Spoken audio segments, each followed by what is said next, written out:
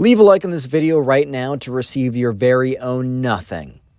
What's up, guys? Welcome back to a brand new story. And just imagine that you're at camp, all excited to meet your new friends. And when you get to your cabin, you meet your bunkmate. And then you take a big ol' whiff of air and you literally keel over from the smell of your bunkmate.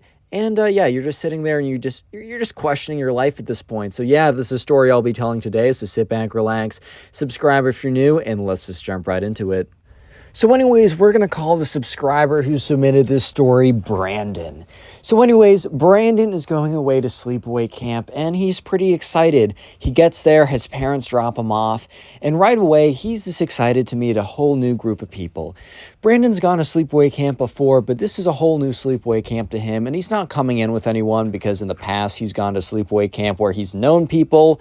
And this is going to be the first time where he's gone in and he doesn't know anybody. He's excited to meet a whole new group of people. He's excited to meet his bunkmate, his cabin mate, the people in his group, the people he'll meet at camp. He's just really excited in general. So this is like an overnight wilderness type camp. It's pretty popular in the United States if you guys aren't from here, or that isn't a thing where you guys are. In fact, most of the camp stories I've told have had to do with like overnight wilderness camps, so that's just a testament for how popular they are. But anyways, let's just jump right into it. As you know, Brandon makes his way to his cabin as he is greeted by the camp counselor and the other people that will be in his group. There's a few people walking over to the cabin with Brandon, as well as the camp counselor. The camp counselor tells him that people have been coming in since 2 this afternoon. Brandon came there at 4:30 in the afternoon, and the camp counselor basically says, hey, like, people have been filtering in, or not filtering in, they've been trickling in. People will be still coming until 6, so, you know, you'll meet the last new person out around 6 or whatever. Then at 8, we're going to have a big bonfire as, like, to get everyone to, like, just to initiate everyone, to get them to know everybody, stuff like that. And, you know, at this point, you know, Brandon kind of says, hey, is my bunkmate there yet? Are the people in my cabin there? And, you know, the camp counselor's like, let me take a look at the list. And as they're walking over, he pulls out his clipboard. He's like, yes. And then he says the name, but we're going to call him Minecraft Kid because he brought one shirt and one hoodie, and they both happen to be Minecraft related. So we're going to call him Minecraft Kid. So he looks it up and he says, oh yeah, your bunkmate, his name's Minecraft Kid. Obviously says his real name, but for the story, we're going to say Minecraft Kid. Oh yeah, your bunkmate Minecraft Kid is actually there right now. So you'll be able to greet him when you go in there. So at this point, Brandon was pretty excited because, you know, his friend was, his new friend potentially, turns out not to be the case, but whatever, right? He goes up there and, you know, he opens the cabin door, he walks in and he enters the room. Boom! It's like he's hit with like a glass wall, dude. He breaks through the glass. It's like he walked into a thing of bricks. A thing of bricks. The smell is so pungent, so intense, so putrid that it's unlike anything he's ever smelled before. It's like he went inside of a cow's anus, dude. Okay, that's a little graphic. But anyways, yeah, Brandon is just so taken off guard. He basically collapses and disintegrates. But yeah, he looks, and the kid above him has already taken top bunk, and he's sitting there, and he's in a little creeper hoodie, right? He's like, what's up, man? My name is Minecraft Kid. Obviously says his real name, but says, I'm just going to insert Minecraft Kid instead. And immediately, Brandon is like, hey, man, how are you doing? Yeah, but anyways, he's like, hey, man, what's up? My name is Brandon. It's nice to meet you. And so, yeah, Brandon sits down on his bed. He has his suitcase or whatever, more like a backpack because he didn't bring that much. He's like unpacking all of his stuff. And while he's unpacking all of his stuff, he's just kind of thinking to himself, man, I mean, one would believe that by now, by this time right now, I would have gotten used to the smell. Like, one would have believed that at this point, I would have gotten used to the smell, but it really does not seem like I'm getting used to the smell right now. So yeah, this is not great. I am not sure how I feel about this besides, oh dear God, this is my life for the next week. And that was his life for the next week. And yeah, the night only gets worse because, like, the Minecraft Kid is literally just sitting above him, just like talking with other people coming in. And there's like other people to walk through, but this room, there's only one bunk. Most of the other rooms have multiple bunks, but this room, thankfully for the other campers, just has one bunk. So it's literally just Brandon, and the Minecraft kid stuck together. Unfortunately for Brandon, right? So, Brandon was like, all right, I still smell this. The Minecraft kid jumps down from like the top bunk, right? And he lands on the ground and he lands facing away. And the Minecraft kid was not the smartest man on planet Earth. Why do I say that? Well, for many reasons. But specifically because the Minecraft kid only brought one pair of shorts. And the pair of shorts he brought were white. Dude, even myself, well, I found myself a pretty clean individual. I actually washed my sheets in college, which is, I think, better than 50% of the guys here, or just guys in general, right? That's pretty good. Even myself, white shorts are just dangerous, bro. It is just dangerous to have white shorts or white underwear. Even if you're a clean individual, I mean, you just get them dirty, right? It's just not worth it. But the Minecraft kid had a pair of what one would assume were white shorts at one point. However, there was a pretty unfortunately placed stain. There was a butt stain right on his butt. It was brown. It was disgusting. And Brandon was literally on the verge of puking out of his nostrils at this point. It was just so disgusting. It was so terrible. And this kid also smelled pretty bad as well on the way down. It's like on the way down, he just had a whiff of scent. Yeah, so that was one of the toughest nights. So eventually they go out to the campfire. Brandon meets a lot of other people he's pretty chill with. And overall, he's actually having a really great time at the camp, except for when he has to go back to his room. It's like every single time that Brandon returns to his room, he basically drops to his knees, gagging. However, right, the next day comes around. And the next day is the first actual day of camp. So this is the day where they actually are like, I don't know, doing activities, doing whatever, right? And one of the first activities that they did campus-wide, right, as the whole camp, was a big game of hide and seek. However, this was a game of hide and seek in pairs. And the thing is, Brandon learned pretty quickly that this camp wanted you to make friends with random people, but they also wanted you to leave being really close to one person. They thought their kind of philosophy was, why be good friends with a lot of people when you can be great friends with one person? One good friend is better than 10 acquaintances. I genuinely kind of do agree with that. However, in this case, that was bad. You know why? Because you know how they chose this one person that you were going to be super quote-unquote close with? They just made it your bunkmate. So yeah, this big game of hide and seek, you were told that you had a partner that you had to hide with, and that partner was your bunkmate. Brandon already knew that this was going to be bad. So Brandon goes and finds the Minecraft kid, and the Minecraft kid is getting super into it. He was like, dude, I play this mini game in Minecraft where I hide. I think he was doing like what was that? What's the Hypixel mini game where there's like one person who's secretly it or whatever, and like murder mystery. Yeah, he's like plays that all the time. So he's like, I'm really good at this because you do something in a video game, you're getting good in real life. Because if you're good at Wii tennis, then you're great at regular tennis, obviously. But anyways, they start walking around, and the person who's it, or it's actually like probably like 4 or 5 pairs since it's the entire campus, who's it, they start counting down from like 90 seconds, so they got a lot of time. But Brandon, the Minecraft kid, start going around trying to find a spot. So Brandon is really hoping that they'll hide in a place where him and the Minecraft kid do not have to be physically that close, because Brandon does not know if he can survive being physically that close to the Minecraft kid. It's already kind of a close call having him be in such close quarters anyways. So to have him that close to the Minecraft kid, it's already a bit of a stretch. I'm not going to lie, right? I'm not going to lie. It's already a bit of a stretch. So they're looking around, and Brandon sees this house.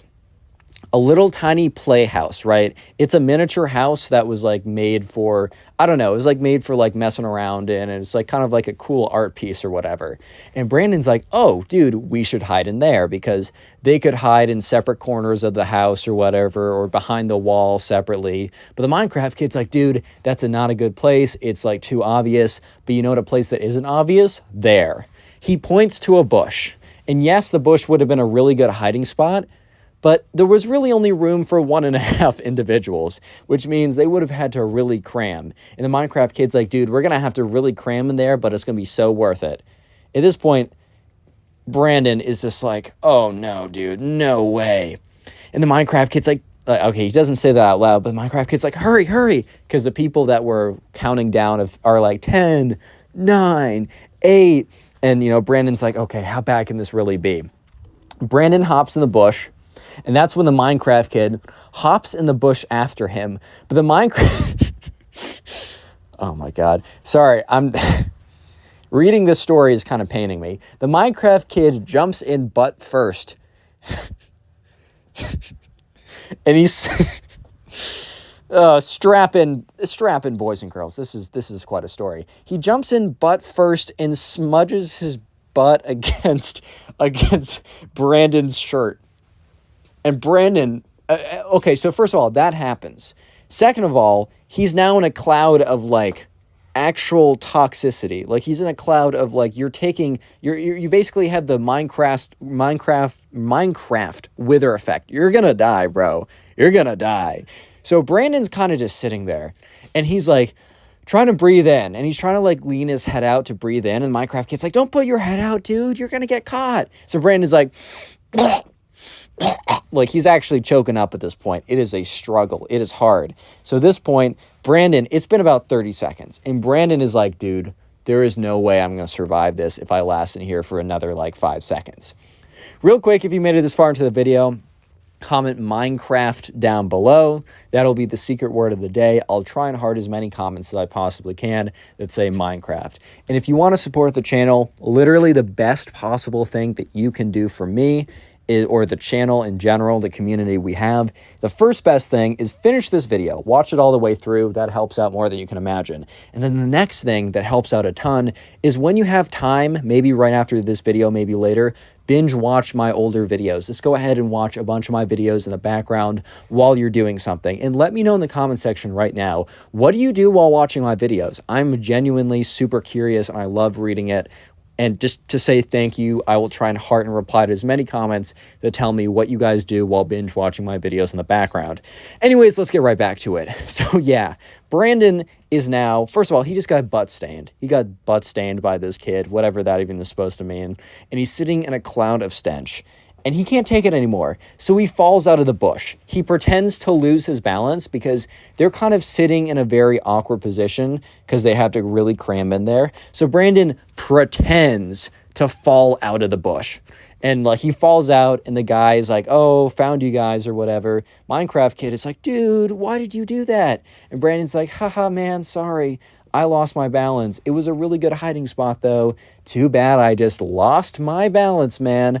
Ha ha ha. Yeah. Anyways, so they skip ahead a little bit. The rest of the day is actually pretty good. Remember, like this sounds like a horror story. Brandon actually had a overall really great experience at this camp, which means that the rest of the camp was so awesome that it counteracted how bad this part was. But anyways, it's the end of the day again, and they get back to their cabin, and Brandon is just like dreading going back to his cabin because he knows that he's going to have to survive the night. This is like Five Nights at Freddy's, but every single night is like 20 mode, dude. Like, this is a struggle, bro. This is night 5. This is night 6, a secret new night invented just to make it more difficult. Yeah, but anyways, he gets there, and he sees the worst possible thing ever. He sees something so terrifying, so horrifying, that the ring is just like a little goofy kids movie in comparison. There is nothing scarier. The dark web has nothing that would scare him compared to this. Like a hacker could literally say, I'm in your house, and appear out of the closet with a massive machete and a Gatling gun, dude. It doesn't matter. It's not as scary as what this kid, Brandon, saw. What did Brandon see? You might be asking. Well, Brandon saw the Minecraft kid. Little Stinkers, right? That's not his new name, but yeah, the Minecraft kid sitting on his bed. Brandon had white sheets. So Brandon knew immediately that whatever damage was going to be done, which was going to be extensive, colossal damage. Like, the whole thing was, he's probably gonna have to burn his sheets when he gets home. But he knew that the damage that he's gonna see, that like the damage that will be done, he will see. He will see the damage, and then he'll have to sleep in it. So the Minecraft kid is sitting there. He's like, "What's good, dude? Like, I was thinking we could have a little debrief about the hide and seek thing, so that later in the week when we do it again, we can do it even better." So yeah, there was like 2 hide and seek events or whatever. The first one they did on the first day, which happened that day. And there was also a final hide and seek event that happened on the last day. And like the winners got a special prize or something. So bunkmates would like talk to each other. It was really fun in general. Maybe not if you got the Minecraft kid as your mate or as your partner or whatever, right? But in general, it was pretty fun. So the Minecraft kid was talking to him about strategies and how to balance better. And he was like, I was learning when I was playing Minecraft or whatever. But the thing is, Brandon was not paying attention. Because Brandon was simply just, just thinking about, oh my God, oh my God, oh my God. No. This cannot be happening. The Minecraft kid is stinking up my bed. Am I going to sleep on the floor? Am I going to sleep on the roof? Am I going to sleep in the river and hope I just drown at this point? Like, what am I actually going to do? Am I going to sleep standing up? Am I going to just walk 12 hours back home and sleep in my own bed? Like, at this point, what am I going to do? So eventually the Minecraft kid is done talking strategy. He's like, all right, let me know what you think. And Brandon's like, because he wasn't paying attention. He was freaking out the whole time. He was like, that sounds good, dude. Like, yeah, no, that sounds good. And the Minecraft kid's like, okay, cool. And he gets up and he walks up to his bunk. The second the Minecraft kid walks up, Brandon's eyes immediately look right where the Minecraft kid was sitting. And sure enough, there was a big old butt stain. And Brandon was like sick to his stomach. He was gonna puke. He was weak.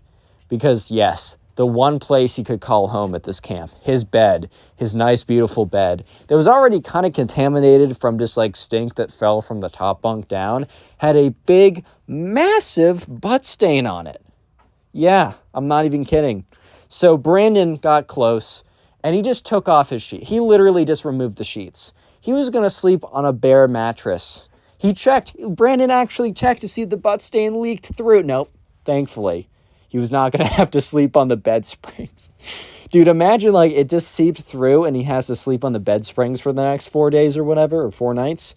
So he takes off his sheets, just puts them in his bag. He's like, these are done. Like, these are done, right? Yeah, that night was, it was tough because Brandon's like, if this kid sits on my bed again, I bet I could flip over the mattress. But if he sits on my bed a third time, I'm actually going to have to sleep in the bed springs. Yeah, I'm just not trying to do that. So anyways, the next day comes around, and we're just going to skip the day because it was normal, it was good. Brandon had a lot of fun, didn't sleep that well because he's like inhaling toxic fumes or whatever the entire night.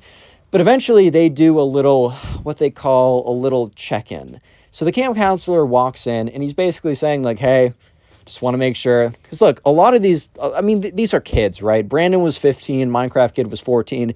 These are kids that are away from their parents, not having their parents check in on them every 5 seconds to make sure that they're functioning. So they're just like, all right, you guys are like changing your clothes every day. You're taking a shower. And one of the camp counselors was like, I'm going to not watch you take a shower. That would be very sus. The camp counselor vented if he did that. I'm a grown man and I just said that. Anyways, the camp counselor's not, I'm going to watch you shower. But he was like, I'm going to wait until you go into the shower, take a shower, change back into your clothes and walk out here. Because the camp counselor one day was like, this cabin smells. I was going to say reeks, but that has different connotations, right? He was like, this cabin smells.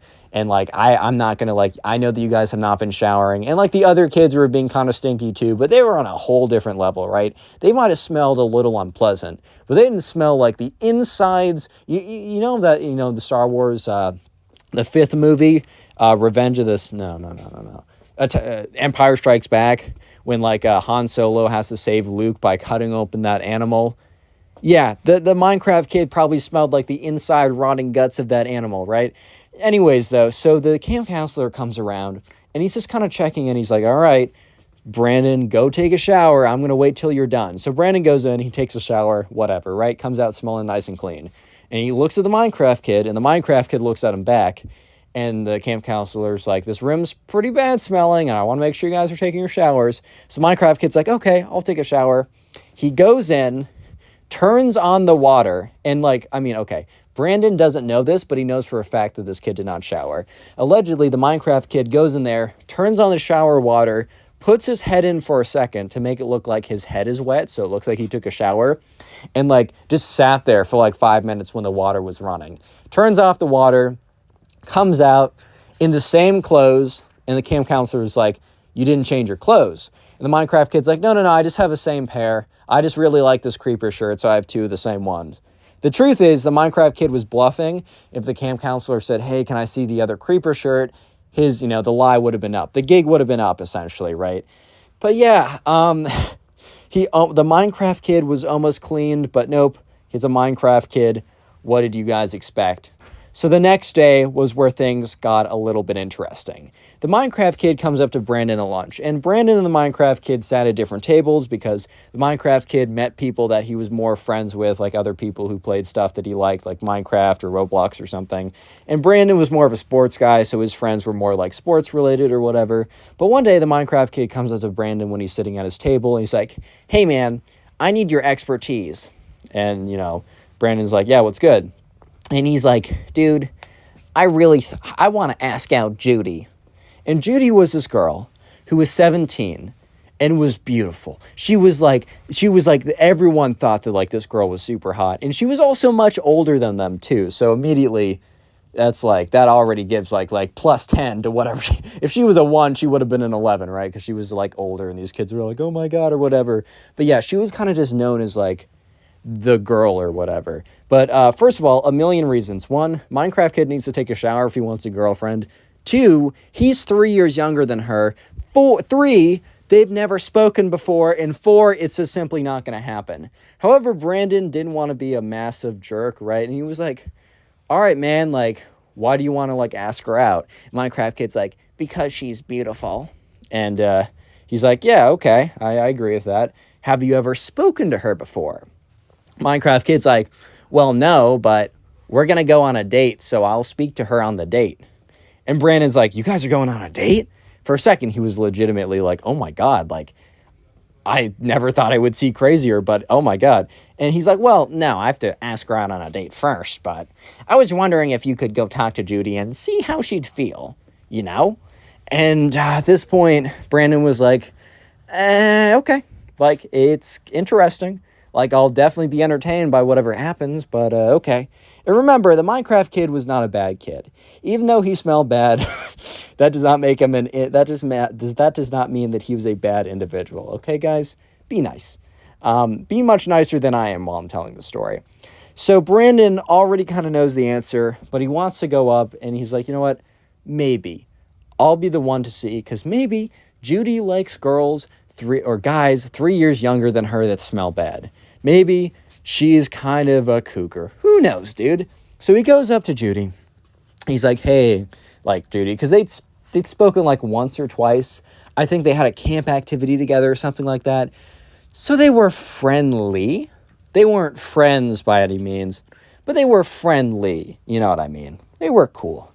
And, he goes up, he's like, hey, so I think I might already know the answer to this question, but, my cabin mate, he thinks you're very nice looking, and he was wondering if you wanted to go on a date with him.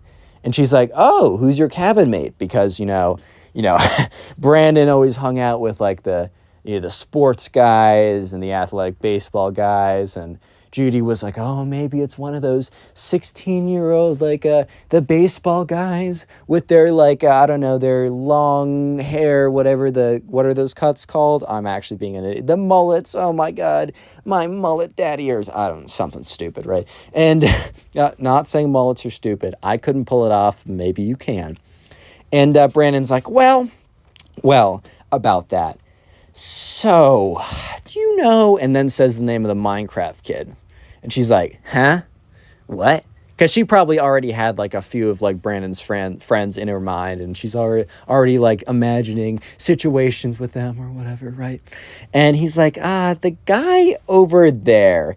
And Brandon points to the Minecraft kid, and she's like, oh no.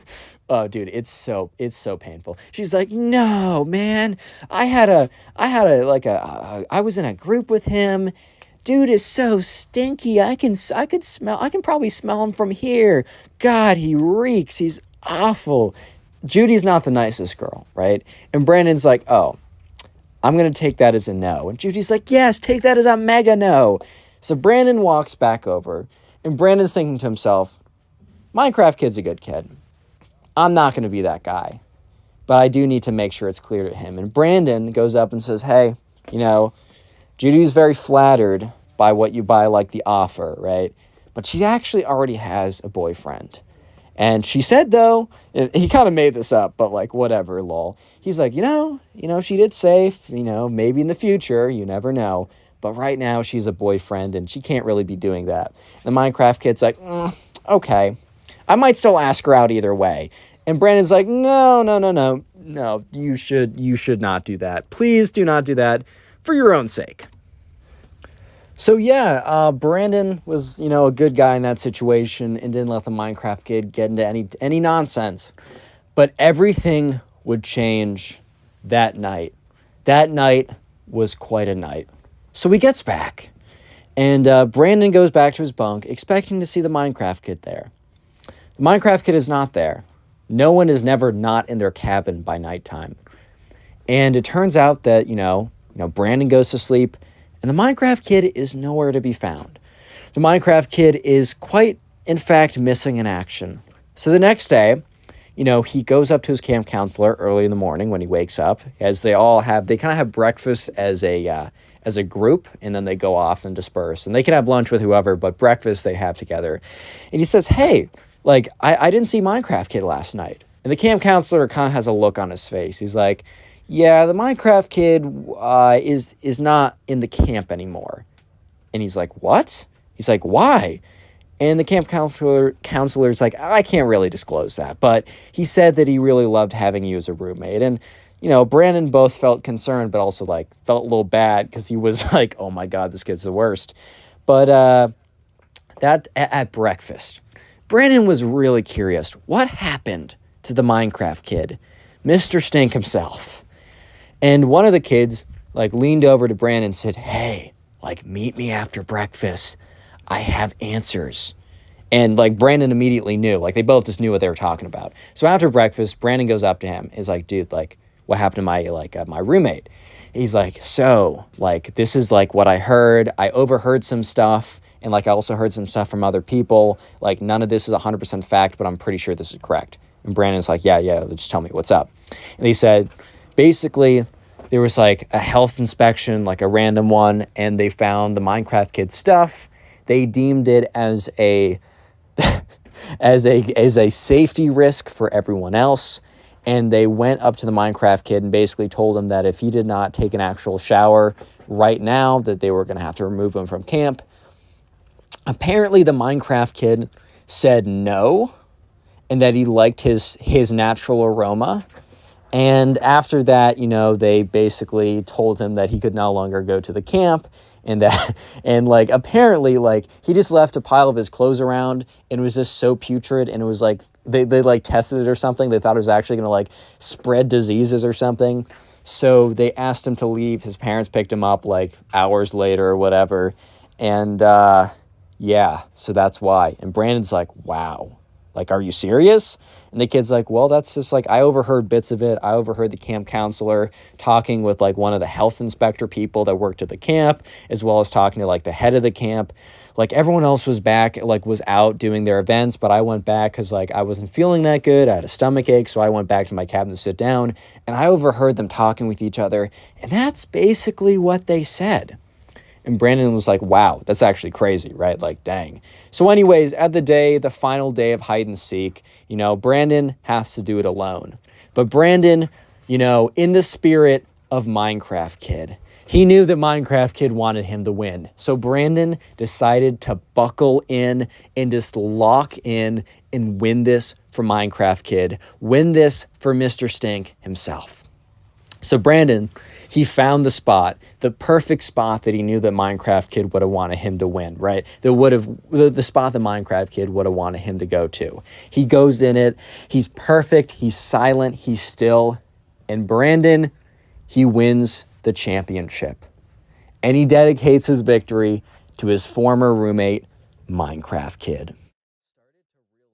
Click on the video on screen right now. I know you'll enjoy it. What's up, guys? Welcome back to a brand new story. And today we have a story of a Minecraft kid who ends up biting the subscriber who is his babysitter just because the subscriber couldn't answer the Minecraft kid's Minecraft trivia. And the Minecraft kid was like, "You're disrespecting Minecraft." And takes a chunk out of his arm, bro. It's a crazy story. I know you'll enjoy it, so sit back, relax, subscribe if you're new, and let's jump right into the story. So we're going to call the subscriber who submitted this story Nico, because I'm just going down through my middle school friend name list.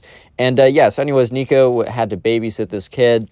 He was the kid of a mom that Nico's friends was really good friends with. So Nico's like, dang, I gotta do this, bro. And his mom's like, yeah, dude, you gotta babysit this kid. Was Nico trying to do it? No. He also wasn't even being paid that much. Like, his mom's like, you're gonna be paid $10, which, look, $10 is $10, but $10 for like 5 hours?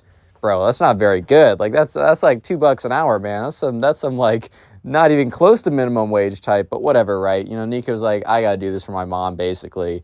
It's her friend's son. So Nico's driven over by his mom and is dropped off, and Nico gets to the front door of the kid that he has to babysit. We're just gonna call him the Minecraft Kid. It's not super clear right now, but you'll see pretty soon why I call him the Minecraft Kid. So anyways, the Minecraft Kid's mom gets to the door.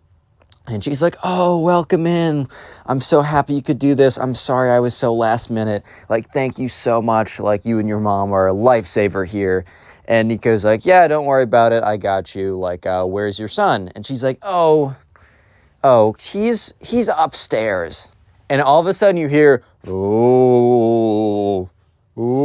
Like, okay, I'm not doing a really good job, but just like kind of think of like the Minecraft zombie sound, like that. Ooh, I don't know. Like, last time I said the zombie moaning, but then that got really weird because you guys were weirdos in the comments. The zombie groaning, okay? Is that better? I don't even know that's better. Zombie noises. We're just going to say Minecraft zombie noises so you guys can't be weird in my comment section. God!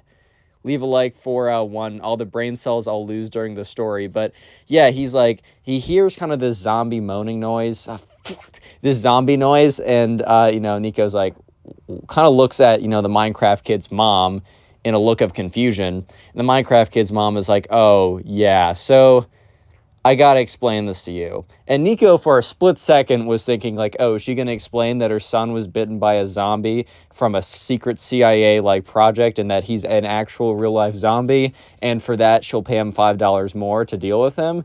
But no, she basically goes on to explain that, her son, the Minecraft Kid, has started to watch and play way too much Minecraft, and he once died recently in Minecraft to a zombie, and ever since then, he thinks that he is actually a zombie. Yeah, the Minecraft Kid thinks since he was, like, killed by a zombie in-game, that he has become a Minecraft zombie in real life. But yeah, all he does, I mean, he basically is a zombie, bro. He's playing video games all day, 24/7, at 3 in the morning, at 3 in the afternoon. Minecraft every day. Look, Minecraft is a pretty good game, but don't be playing it 24 hours a day, bro. Yeah, but this kid basically is like, you hear, whoa, more like Minecraft zombie noises. And the mom's like, I'm sorry. He might be a little difficult, but, he's a good kid at heart. And you hear, whoa, whoa. And she's like, I'm sorry, right? Like, not much I can do about that.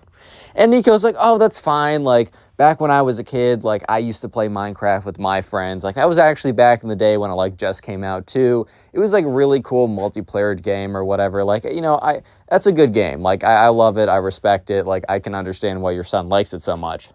And that's when you hear the zombie noises getting a little bit louder. And that's when you see this kid, because he's, like, on the second floor. He starts crawling down the stairs in all fours, which I don't know why he was crawling. It's not like he thought he was a Minecraft spider. He thought he was a Minecraft zombie. But either way, kid is crawling down on all fours and is like trying to do that, like, the zombie hiss noise, like, I'm obviously doing a terrible job, but just deal with me, right? And he kind of like crawls down the stairs, and the Minecraft kids, or I should say the Minecraft zombie kid, his mom's like, "Oh, Minecraft kid, here he is, Nico." Like Minecraft kid, obviously says his real name, but Minecraft kid, I would like you to meet Nico. He'll be your babysitter. And Nico looks at this kid who's on all fours, who's in like a creeper shirt, and is like, he's doing like Minecraft noises, like, or zombie noises, like, oh, kind of looks at him and says, "Hey man, what's up?" And this kid looks at like Nico and goes, "Whoa, whoa," and the Minecraft kid's mom's like, "Sorry about that. You know, he's still in his zombie era right now. He still thinks he's a zombie right now. So sorry about that, bro." And Nico's like, "All right, that's fine, whatever." And the Minecraft kid says something in English for once, and he's like, I heard you like Minecraft." And at this point, like, the Minecraft kid's mom's like, "Nico, I'm so sorry. I really got to go right now. But it sounds like you guys are going to start a nice conversation, so I'm just going to say goodbye." And Nico's like, "What? Oh, okay." And she just, like, walks out the door. I think, low-key, she wasn't even going anywhere. She just needed a break from her son. So she's probably, like, getting in the car, driving around the corner, and then taking a power nap for 4 hours. Or maybe she's actually doing something. Who knows? But the Minecraft kid's like, "I heard that you liked Minecraft." And Nico's like, "Yeah, I used to play it a long time ago with my friends." And the Minecraft kid is like, "You better not be lying to me, are you?" And Nico's like, "What? Like, why would I be lying right now? Like, that makes no sense. Like, yeah, I'm not lying. Like, what are you saying?" He's like, "Good. Well, that means that you can answer my Minecraft trivia questions." And Nico's like, "Oh, well, dude, I'm actually not that good. Like, I used to play a little bit with my friends back in the day." He's like, "Silence! You already said that you didn't lie, so you should be able to answer these easily." And, you know, Nico's like, "Okay, like, sure." Nico was kind of expecting that the questions were going to be like, when you start the game, what is the character you can choose? Like, what are the characters you can choose between? Which is like Steve and Alex. Like, I mean, maybe like he didn't even know about Alex at this time because he only played when Steve was the option. Low-key, like, I bet Nico only played, like, Minecraft Pocket Edition Lite or something. That was the game I used to play back when I was, like, 12 or whatever. Fire game. It was free, too. But anyways, yeah, so, you know, the Minecraft kid, instead of asking him really basic questions, his first question, he's like, "First, you must answer all 3 correctly to be granted access to the dungeon," which I guess the dungeon was, like, his room or whatever, so he could show off his, like, Lego Star Wars stuff. But he's like, "First question. When you play someone in Minecraft PvP, what are the 3 items that are most useful?" First of all, that's kind of a subjective question, but like Nico was like, "Minecraft PvP?" He's like, "When you fight someone in Minecraft, player versus player, obviously." And Nico's like, well, I think a sword's pretty good." And Nico was right on that. Then he's like, like steak and blocks. The Minecraft kid's like, "Me, wrong. You want a fishing rod for proper knockback, and then you also want golden apples for fast recovery. You are wrong in your first question. Let's see if you can redeem yourself." Question number 2. And at this point, Nico was kind of just thinking to himself, like, "Bro, I don't know this game, bro. Like, what do you expect from me, dude? I don't know this game. And I've told you many times, I don't know this game.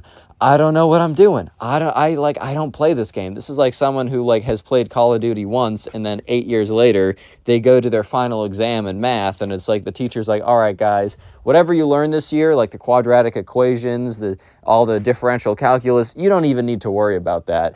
I just gotta ask you technical questions about Call of Duty Modern Warfare." It's like, wait, hold up a second. How do you expect me to get these answers, bro? But yeah, so he's like, "Meh, next question. You have a chance to redeem yourself. Ever since version 1.7.6, I don't know. I'm just saying stuff at this point." He's like, at what Y level do diamonds spawn at most? I think the answer is like 15 to 20. That might be totally wrong, but that used to be the case. It was like a little bit above bedrock. I remember this.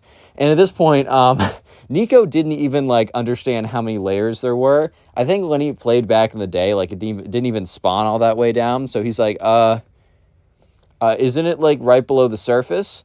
Which is kind of just proof that like he has not played this game in a long time. And the Minecraft kid's like, "No, diamonds are not just below the surface. That's ridiculous. He's like honestly having a bit of a freaking breakdown, meltdown, freak out moment right now, which they're all kind of just like, bro, what's going on right now? And Nico's like, okay, bro, like, I obviously don't know the game that well. Like, maybe we can talk about something else. He's like, silence! I will give you one chance. The final question. What is the end? What is, like, the final boss in Minecraft? And, bro, I'm not even going to lie. This question isn't that bad. It's pretty clearly the Ender Dragon. Sure, like, okay, in all fairness, I have played a lot of Minecraft. I used to love it back in the day, and then I really got back into the game over 2020, and then I just, you know, started a YouTube channel, which was basically around Minecraft, and then it kind of turned into this, and I still use Minecraft for most of my background gameplay. So, yeah, maybe I'm a little biased, but I even feel like back when I played it a little bit, back when I was only aware of it, I knew about Steve, I knew about creepers, I knew about Herobrine, and I knew about the Ender Dragon. I feel like you don't need to know much about Minecraft to know about those 4 things, right? And I guess less so now, kids don't know about Herobrine, but bro, if you want a bit of a nostalgia trip and you're about my age, just look up the old, like, Herobrine sighting videos on YouTube. Those are crazy. But anyways, right, Nico really did not play a lot of Minecraft. I mean, I'm pretty impressed he's able to answer the first question as well as he did. But he was like, I don't know, the creeper? And when, bro, it's like Nico insulted the Minecraft kid's mother. Because the Minecraft kid's reaction to Nico saying that the final boss in Minecraft was the creeper was like, no, no. Like, this kid was freaking out. Like, this kid was having a full-on breakdown. It's as if, like, you took his like, computer and smashed it on the ground, bro. It's as if you took his PS4 and threw it out the window. It's as if, I don't know, you took his dog, shaved all the hair off, renamed it, and said, this is my dog now. Like, the kid was freaking out right now. And, like, Nico's like, oh, like, I'm sorry. I thought the creepers were, like, the final boss or something. He's like, no, it's the Ender Dragon, you idiot. It is so clearly the Ender Dragon. I feel like you're just trying to make me mad at this point. And Nico's like, bro, I swear, it's like not that deep, bro. Like, you gotta trust me on this. It's simply not that deep. And the Minecraft kid's like, no, you can't just be saying that. You don't understand what you just did.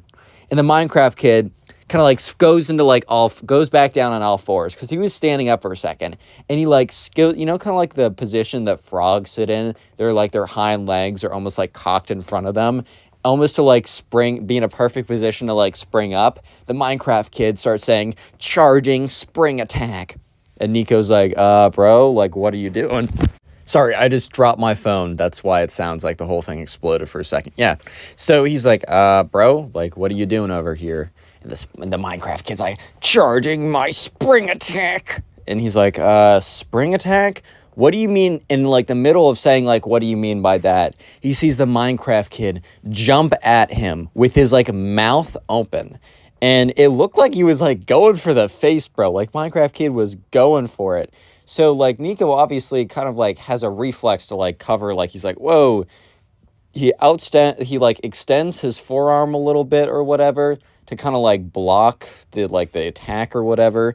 And sure enough, you know, the Minecraft kid latches on with his teeth, sinks into his forearm, and Nico's like, God! And the Minecraft kid's like, ah! Just chomps in, right? He just chomps in.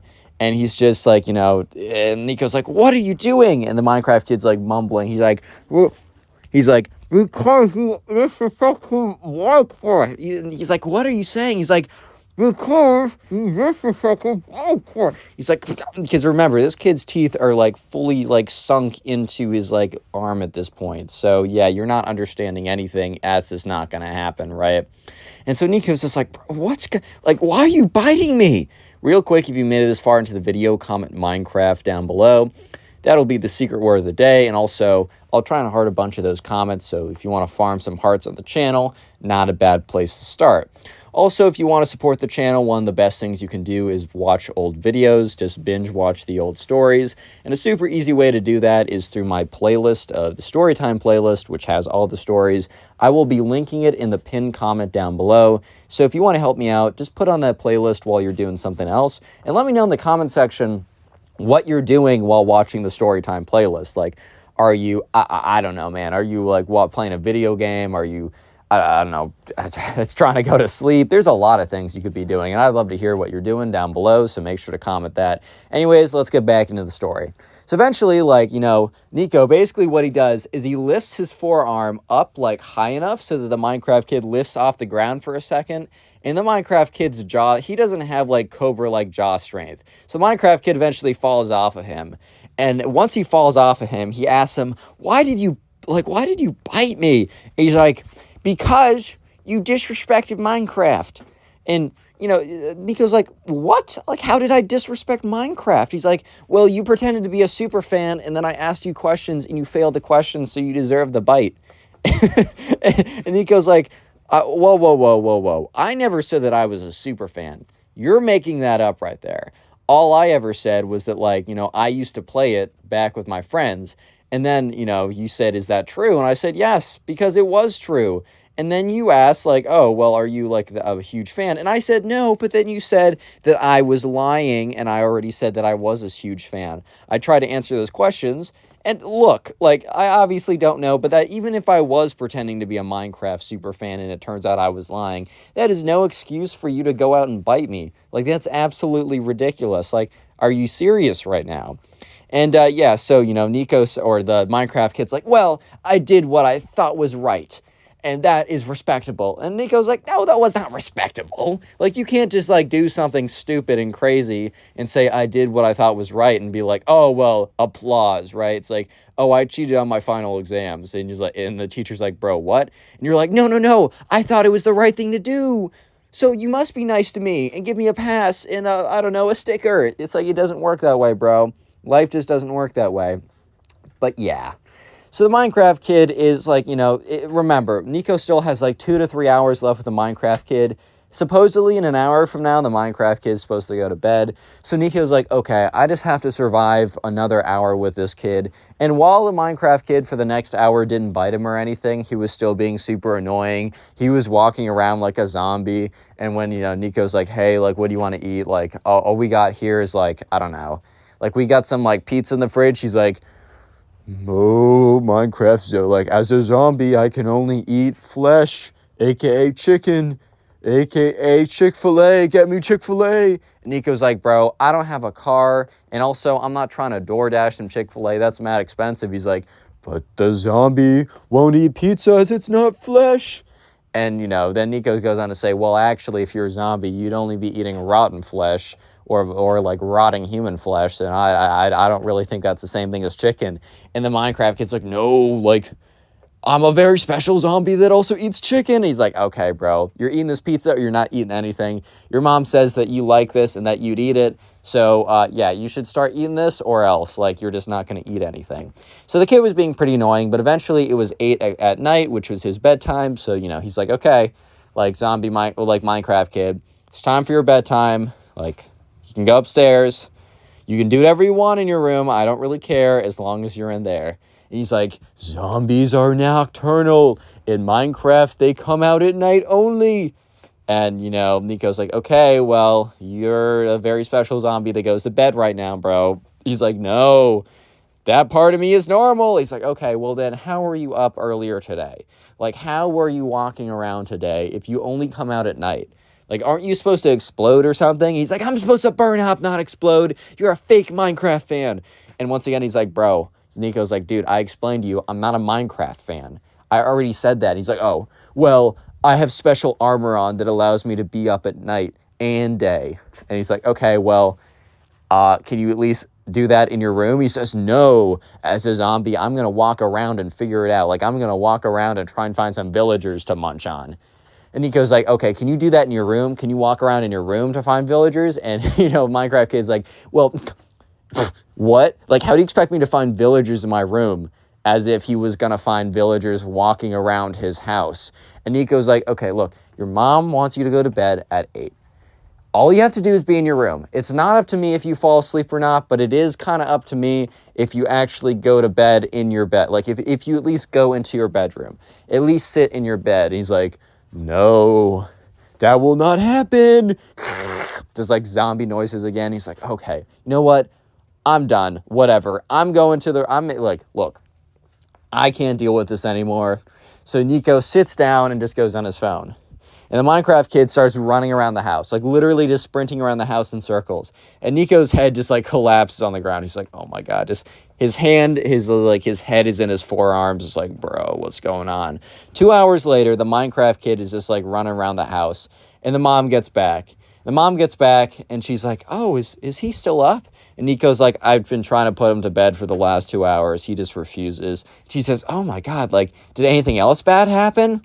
And that's when the Minecraft kid kind of walks into the room, and Nico's like, well, yeah, I mean, your son did jump and bite me for a little bit and then refused to do anything I said, and then also refused to eat the food in the fridge. And she's like, he bit you? And Nico's like, well, yeah. And then the Minecraft kid's like, no, Mom, he's lying. I didn't bite him. And Nico's like, all right, well, bro, try and explain this. Nico, pulls down his sweater or shirt or whatever, or just somehow shows his forearm that still has the tooth marks. Thankfully, the skin wasn't broken because this kid's mouth was... I mean, any mouth is, like, full of gross bacteria, right? And if it breaks the skin, you might have to actually go to the hospital, get that checked up, make sure you're all right. Maybe get some antibiotics or something. Thankfully, he didn't break the skin, but the impression was literally still there. Normally, like, a bite mark would go away after, like, 30 minutes, but the thing was still there. It was definitely a bit fainter than it was before, but you could still see it pretty clearly.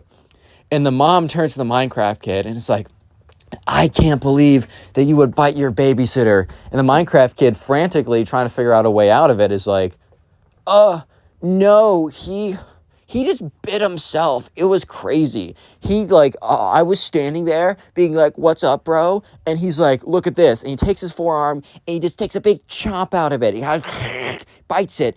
And then he's all like, I'm going to blame it on you. Ha ha ha, I'm so evil. And, Nico's like, oh, that's what I said? I'm going to bite my own arm and blame it on you. Ha ha ha, I'm so evil. Is that really what I said, bro? And the Minecraft kid's like, yeah, it's like totally what happened. And like, look, at this point, obviously the Minecraft kid's mom really doesn't, like, she has two sides to the story, but come on now. Are you really going to believe that the babysitter decided to frame your son by chomping into his own arm and being like, ha ha ha, I'm going to pretend this was you? Or do you believe that your son, who thinks he's a literal zombie in Minecraft who bite other people, right? That's what zombies do, may or may not have bit the babysitter because the babysitter said so, and also has a big bite mark about the size of his little jaw because he was like, I don't know, 10 or whatever. And yeah, so obviously Minecraft kid's mom's like, oh, like, I obviously don't believe you. You definitely bit him. He's like, no, Mom, he bit himself. She's like, just go to your room right now. So the Minecraft kid does, in fact, listen to his mom, which, smart move, bro. Like, that's a good call. Always listen to your mom. Like, it's just better. You're better off that way, man. But anyways, Minecraft kid goes up to his room. And his mom, the Minecraft kid's mom's like, I'm so sorry about this. Like, are you okay? He's like, yeah, I should be all right. Like, I'm okay. Like, I'll get, like, it's not that bad. It didn't hurt or anything. And she's like, I'm so sorry. Like, here's another $10. And, as much as Nico would have taken the $10 since, this was his mom's friend, he's like, no, it's okay. Like, I did the time and we can set to the rate that we're supposed to be doing it. So Nico gets back home, or his mom picks him up as 10. And on the car ride back, she's like, oh, Nico, how did it go? Did anything happen? And Nico's like, you know what? I'll tell you all about it. And obviously Nico tells her the story that I just told you. Click on the video on screen right now. I know you'll enjoy it. Just click it. Do it. Leave a like on this video right now and I will give you nothing. What's up, guys? Welcome back to a brand new story. And just imagine for a second. Imagine you're enjoying your day, life's pretty good, and you're just chilling in class like a good boy. And then all of a sudden, right, this Minecraft kid comes up to you, picks his nose, and then wipes it all over you, and then simultaneously breaks into a love song while doing the gritty across the room, dude. And you simply sit there and question your life and all the choices you've made. So yeah, that's the story for today. I'm not even kidding. So sit back, relax. This is a bit of a longer one, so get yourself comfortable. Maybe get something nice to eat. Get all cozy, dude. And let's just jump right into it. So anyways, we're going to call the subscriber who submitted the story Charlie. So anyways, in Charlie's class, there was this Minecraft kid, or there was a kid that we're just going to call the Minecraft kid. And the Minecraft kid had started something that he called the Enderman cult. It was the most exclusive club in the grade. I'm just kidding. It was literally a club of one, or a cult of one, and that one individual happened to be the Minecraft kid. However, the Minecraft kid had a very unique way of getting new members. Like, maybe you're thinking that, you know, he'll slip a letter under someone's, like, room or something, or into their backpack, or into their closet, into their locker, right? That says, you have an invitation to join the most exclusive club in all of Riverdale High, or wherever you go to school. I don't really know. You may join the Enderman Club. Or maybe, you know, they have a little fair, right? When the school has a club fair, he sets up a little makeshift tent that says you may join the Enderman Club. No. The Minecraft kid had a very unique way of adding people to the Enderman Club. He would pick his nose, wipe it on someone, and be like, do you want to join the Enderman Club? Yeah, so believe it or not, this has not had the highest success rate. I mean, by not the highest success rate, I mean a 0% success rate. So, not that good. Anyways, this story all started one day when Charlie was in his math class. Charlie was sitting in the front of the room because, while normally Charlie enjoyed kind of spacing out and not paying attention, he was not doing so well in this math class, right? So he kind of told himself, all right, Charlie, man, like, we just gotta grind through this. So sit in the front of the class, pay attention, do your best, like, whatever, right? And, you know, normally the Minecraft kid never sat next to him because actually Charlie was usually one of like two kids to sit in the front row. But one day, right, when Charlie sits down, the Minecraft kid sits down right next to him, which was a little weird because like Charlie and the Minecraft kid, they weren't friends. I mean, they weren't like mortal enemies yet, but like, I don't know, Charlie just didn't know the kid. And, you know, Charlie for a second was like, oh, well, maybe this kid wants to pay attention too, or he's just sitting in a new spot. Charlie didn't think anything of it. So the teacher starts teaching the class, right? And in the corner of Charlie's eye, he sees the Minecraft kid take out his finger and just shove it straight up his nose. And Charlie is like, dude, what the oh my God, bro. And the Minecraft kid, he's just digging around in there. It's pretty disgusting. And Charlie's like, dude, please, just get a tissue or just go to the bathroom. Like, here, dude, like, really? In front of everyone? In front of me? Really? That's my main concern, if I'm being honest. Like, in front of me, dude. And, yeah, the Minecraft kid eventually is done, and he rips out, like, a pretty decent... Dude, I can't believe I'm even just, like, entertaining this story. But anyways, he whips out a pretty big, booger, right? And, he looks over, and he makes direct eye contact with Charlie. Because Charlie was, like... it was looking at him in the corner of his eye like, what is this kid doing, right? And the Minecraft kid gives Charlie this devious smile, bro. And he takes his finger and he, like, lunges over and reaches over the desk and smears it all over Charlie's, like, shirt, like, on the side of his sleeve. And the thing is, like, Charlie was wearing, like, a purple shirt. So it was like either purple or black. I just remember like Charlie told me that it was like a very deep colored shirt. So the contrast, it was so obvious something got smeared and it was pretty clear it's like from some kid's nose. And Charlie's like, dude, what? And the Minecraft kid's like, so you have just been tagged by the Enderman cult. Would you like to join the Enderman cult? And at this point, Charlie's like, what the fuck, bro? Like, why did you just do that? And Charlie's like, Loki has no chill. And, like, because he's, like, yelling in the middle of class. And the teacher's like, what's going on over here? And Charlie's like, this kid just, like, picked his nose and wiped it all over me. And the teacher's like, turns to the Minecraft kid's like, Minecraft kid, I'm going to ask you to step outside for 5 minutes and think about what you did. Like, it's not good to be a distraction in class. And while the Minecraft kid got up, he walked by Charlie and says, like, kind of whispers, like, dude, you just messed with the Enderman cult, and you're going to so regret messing with the Enderman cult, bro. And Charlie's like, all right, dude, like, sure, whatever, bro. And so he moves on and he walks by. And Charlie honestly thinks nothing of it because he's like, oh, no, man, the Enderman cult doesn't like me right now. No, man, not the Enderman cult. No. Yeah, but he didn't really care TLDR. But yeah, that was actually not the end of the Minecraft kid. Believe it or not, the story does not end like 10% into the video. But yeah, anyways, so Charlie doesn't really think much of it after that, except when he goes back to his locker, in like crayon is like scribbled on his locker. It's like scribbled in black crayon because they're like white lockers, so you can like see it pretty clearly. It says like it's like a terrible drawing of an Enderman, and it says under it hashtag Enderman cult.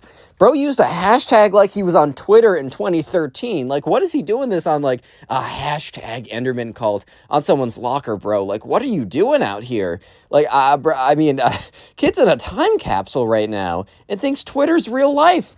Anyways, though, he should have also, like, captioned it hashtag Enderman cult, hashtag like for like, hashtag thank God it's Friday. Like, bro was, I don't know, man. And Charlie looks at this, and he takes a photo of it, and he's like, all right, do I report this? Like, do I just get this kid in more trouble? And he looks at his phone, and it's like a photo. It's like the goofiest thing ever. The Enderman cult is after him. He's like, nah, dude. Like, I'm not, you know what? This kid's annoying, and he did kind of ruin one of my shirts, but nah, I'm not going to be that guy going out of my way to get this kid in trouble. And maybe Charlie should have, because the Enderman cult, aka the Minecraft kid, was not done with him yet. The Minecraft kid had a lot more before he was satisfied. Yeah, so anyway, skip ahead to that weekend. So that weekend, Charlie and his friends were, they kind of got together on a Friday night, and they were going into the woods in their local neighborhood, right? So in their neighborhood, there was kind of like a woods area that was pretty like, it was a pretty big woods, right? And there was kind of like campfire pits in the middle of it. And as like Charlie and his friends were walking to like the woods, he saw the Minecraft kid walking on the other side of the street in like the same direction as him. And he was like, that's weird. Like, I thought I would have noticed him earlier, right?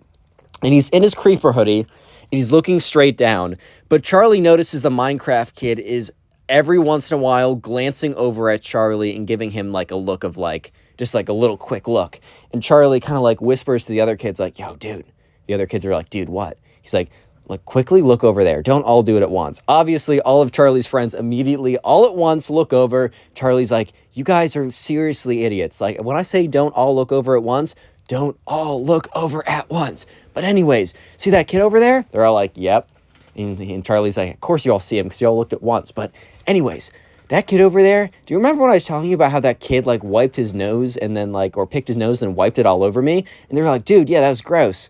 And then he said, like, he wanted me to join the Enderman cult, whatever the frick that was. And then he, like, got mad at me and drew that all over my locker. And all the other guys were like, yeah. He's like, that's that kid. And they're all like, bro, what? And, yeah, so they eventually get to the entrance to the forest. And they watch as the Minecraft kid looks at them go into the forest, but then doesn't follow them in, but kind of waits. Like, literally stops walking and just stares as they walk in. One of the kids leans over to Charlie. Is like, dude, that Minecraft kid is seriously creepy, bro. Like, he's just watching us right now. And Charlie's like, yeah, man, I know it's kind of weird, but, like, what are we going to do about it, bro? So they get in, and they start walking into the forest. And I'm not going to lie, or Charlie's not going to lie, it was a little creepy. It was a little scary. Like, it was, like, it was a dark forest at night with a bunch of, like, animals and trees. I mean, it was scary, right? So they're walking in there. And, like, Charlie is sure that he hears rustling in the forest. However, here's the thing. Other animals live in the forest, like squirrels, bears, whatever. So, I mean, that stuff, like, just happens. But Charlie, like, feels like, he's like, no. He's like, you know what? It feels like there's just someone walking in the woods parallel to us. Like, because, like, Charlie and his friends are walking on a trail, but it sounds like someone is walking deep in the woods, almost adjacent to them, which is kind of creepy, he's not going to lie. I said I do more scary stories. I guess this is the closest thing to a scary story I do during October. I think on Halloween itself, I'll do scarier stories, guys, don't worry. However, right, Charlie's kind of just like, okay, well, it sounds like someone is like, he kind of mentions, he's like, do you guys hear like that, like those footsteps? All of a sudden they all stop, and then the footsteps obviously stop as well. The other kids are probably like, dude, it's probably like some squirrel or something, like you're tripping out right now. And Charlie's like, bro, I don't know. It kind of sounds like someone's walking in the woods, like parallel to us walking, like listen in while we're walking. So anyways, they keep walking again. And the other kids, one other kid is like, dude, I don't hear anything. But another one of the kids in that group is like, Charlie, like, yeah, actually, I hear that too. I don't know, man. Look, it's like we're in the woods. We're obviously not alone. There are a ton of animals all around us. I kind of just think it's one of them.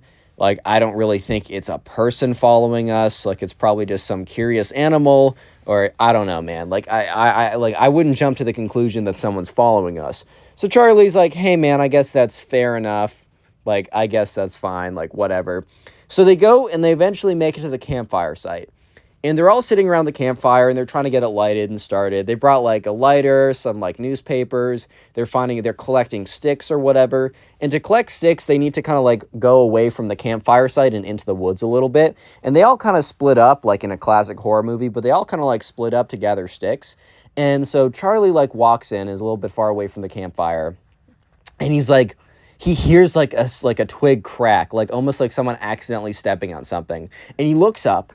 And it's too dark for him to see anything. And he's just like, no, like that was definitely something. Like, that was definitely someone. Charlie's definitely a little bit paranoid, a little bit tripped out right now. He's like, I don't know, man. Like, that's just really weird. So he quickly grabs some sticks or whatever. And then is just kind of like, goes back to the campfire site. He kind of chalked it up to him. Like, he kind of like just brushed it off as like, it's probably just some animal, right? Like, that's kind of like most of these sounds are going to be anyways. But, yeah, a little spoiler, it has not been an animal the whole time. Well, I mean, it technically has been, but it's not a non-human animal the whole time, right?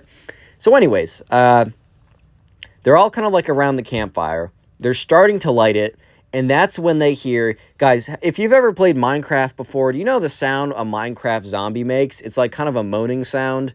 God, I'm so stupid. It's like a groaning... It's a groaning sound.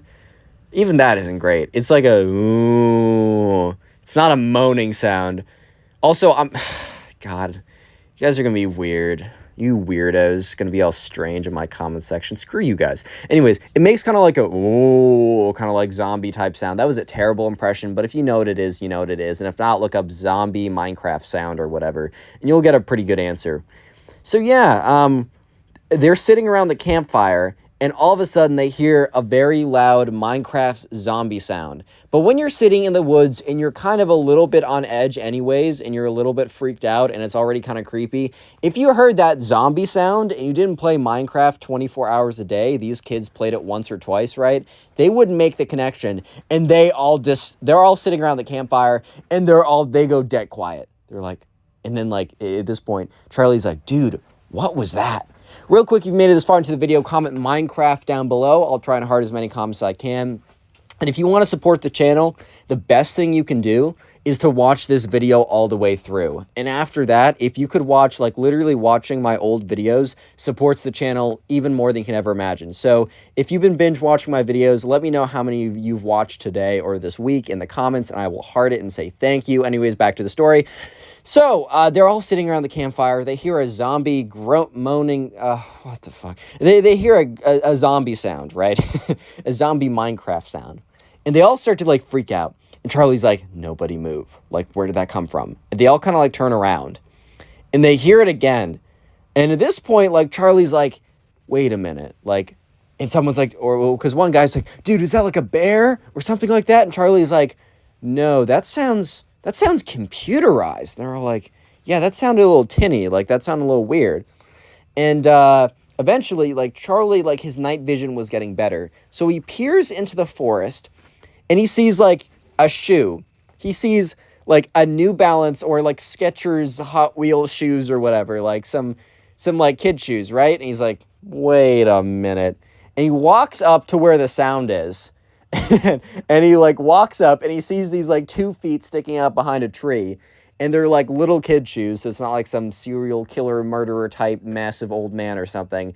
And he looks around the tree and he sees the Minecraft kid, the one who wiped a booger on him, aka the CEO of the Enderman cult, sitting there with a speaker and a phone. And the Minecraft kid jumps up. He's like, I got you guys. I got you. This is why you don't mess with the Enderman cult. Oh! And at this point, Charlie's like, all right, man. Yeah, you got us, I guess. And the Minecraft kid's like, oh, I got you guys. so good. And then one of the kids is like, oh, dude, are you the guy who picks his nose and wipes it on people? Like, you're kind of freaking weird, bro. And they're all like, huh? Or the Minecraft kid's like, huh? Well, that's not weird. That's just how I initiate people into the Enderman cult. Like, you're weird, dude.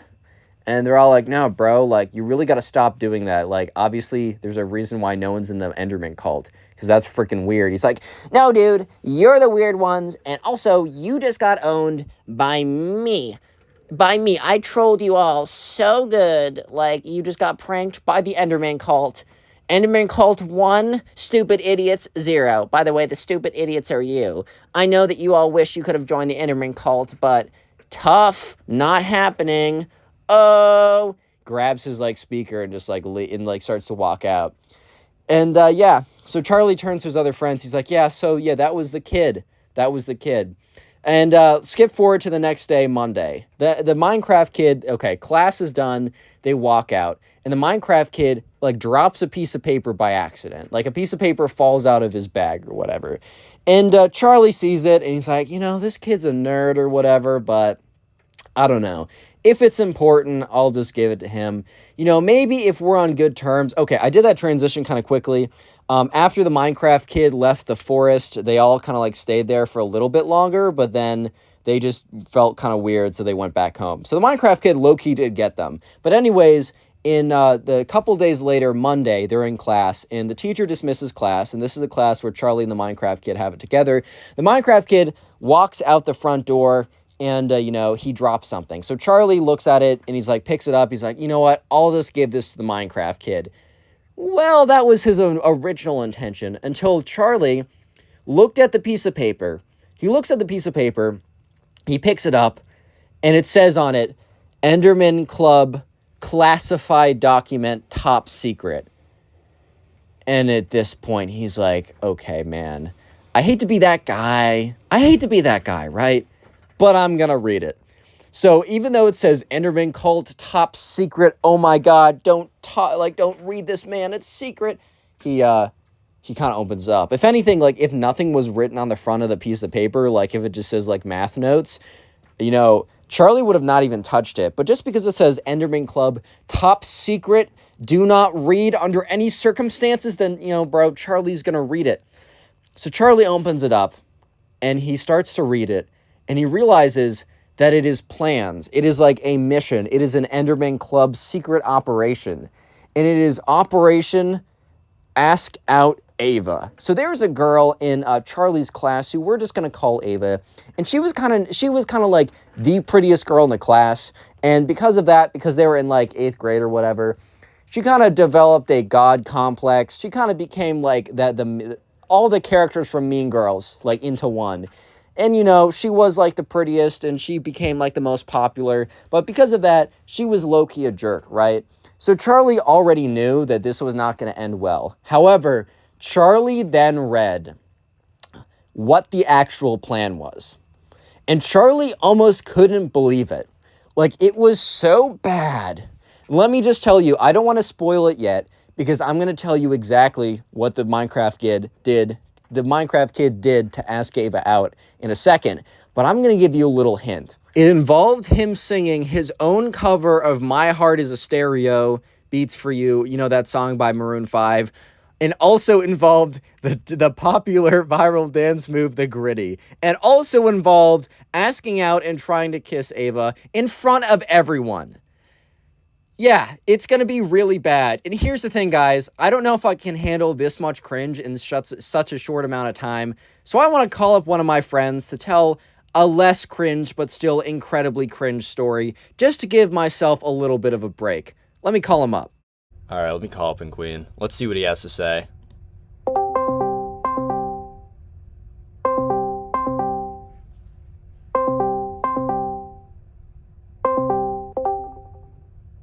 Yo. You got a story for me? Yes, I got a story for you. All right, let's hear it. Okay, so this story's about like some creepy dude that would always pull up to our grocery store. Damn. And, of course, I worked as a cashier for some time. And, this dude, he was a regular at the store that would, like, see him there on the daily. I'd just be ringing out groceries, and boom, there he is. He would walk in, and we call this dude Crate Guy. That's because he had like a milk crate when like he walked into the store, and he would just put his groceries in there, and he would also bring in a laptop, which will be important for later. Bro, what is he doing with a laptop? That's a little suspect. I don't know. Anyways, let's go on. I'm not gonna spoil it though. All right, so he stays in there past closing all the time, or he often would. I'm not gonna say he was in there all the time past closing, but he often would stay in there past closing. And one day, it got so bad where the customer service manager had to kick him out. They had to tell him like, "Bro, you gotta leave. We're about to close." And I was there that day, and it was rough because like we had to stay longer because of him. Hate to see it. And then, yeah, he was there. He was just typing away on this laptop, and I'm like, what the fuck is he even typing? What is he even making on this laptop? I don't know. Wattpad fan fictions. That's my guess. Essay? 20 bucks on Wattpad Ingween X Tag Swag fan fictions. That's my bet. Yeah. $100. Anyways. All right. So I didn't really know I didn't really know him that well at this point in the story, but unfortunately, one of my friends did, and we'll call him Kyle. So now, Crate Guy, so Crate Guy went through Kyle's line, and he had prepared food or whatever, and then this dude just started small talking with them. And, it was pretty adultish. It's pretty uncle-ish small talk. It's like, oh, where you go to school, blah, blah, blah. And all that type shit. And then he asked Kyle if he played any sports, like for school. Did he say, And you're looking nice and beefy and juicy. You must be a big football player, man. Sorry, keep going. sorry. But he said no. But he did tell him that he was on the debate team. And he was a part of that for some time, and he was a captain of the team too. And then this dude, Crate Guy, just said this completely out of pocket joke. Nice cock? Oh, no, never mind. Completely. And that shit did not land at all. And it there, made it even been worse that we were like 17 at the time. Mm-hmm. And so this dude says, and I quote, "Are you a mass debater?" Mass debater. I see, because touching the peen is a little funny. That shit was straight. Yeah, that was straight face. Well, I guarantee you, he was straight faced. Dude, he just did the LOL funny. Oh my god. Yep. Haha. That was very funny. But and keep in mind, this dude was old. This man was old as hell. He looked like, I don't know, a dude Carl from Up. That's what my brother told me. That's his comparison. So, and that day forward, we just all thought he was a creep. We're like, wow, this dude's a fucking creep. Why would you think that? I mean, isn't it normal for old men to come in and ask if you beat your dick every day? Very normal. Damn, I thought it was normal, bro. Okay. I guess I can't be doing that in grocery stores, and I'm playing. Okay, and then what else happened? Oh yeah, I met the dude on this day. It was, when was this? 2021. I finally met the guy. And he was sitting at one of the tables in the store, and I had to wash my hands because, my finger was bleeding, and, my hands looked like a murder scene, so I had to go wash my hands. I don't remember why my hands were bleeding, or my finger was bleeding. And then, he was like, he was doing all this small talk shit with me. Uh-oh. Yep. Uh-oh. And what else happened? Can you also ask if you're a masturbator? I just tried to dip out that conversation fast as I could after, what I heard about him and the whole masturbator thing. So, I just got pretty uncomfortable when I was around him all the time. And, of course, he would go through my line, too. And, yeah, when he did, he was, like, interrogating me. It was crazy. He was, like, he was doing a whole fucking background check on me. Like, oh, what's your ethnicity, religion? Oh, what country are you from? Like, a bunch of weird-ass questions. Damn. Yeah.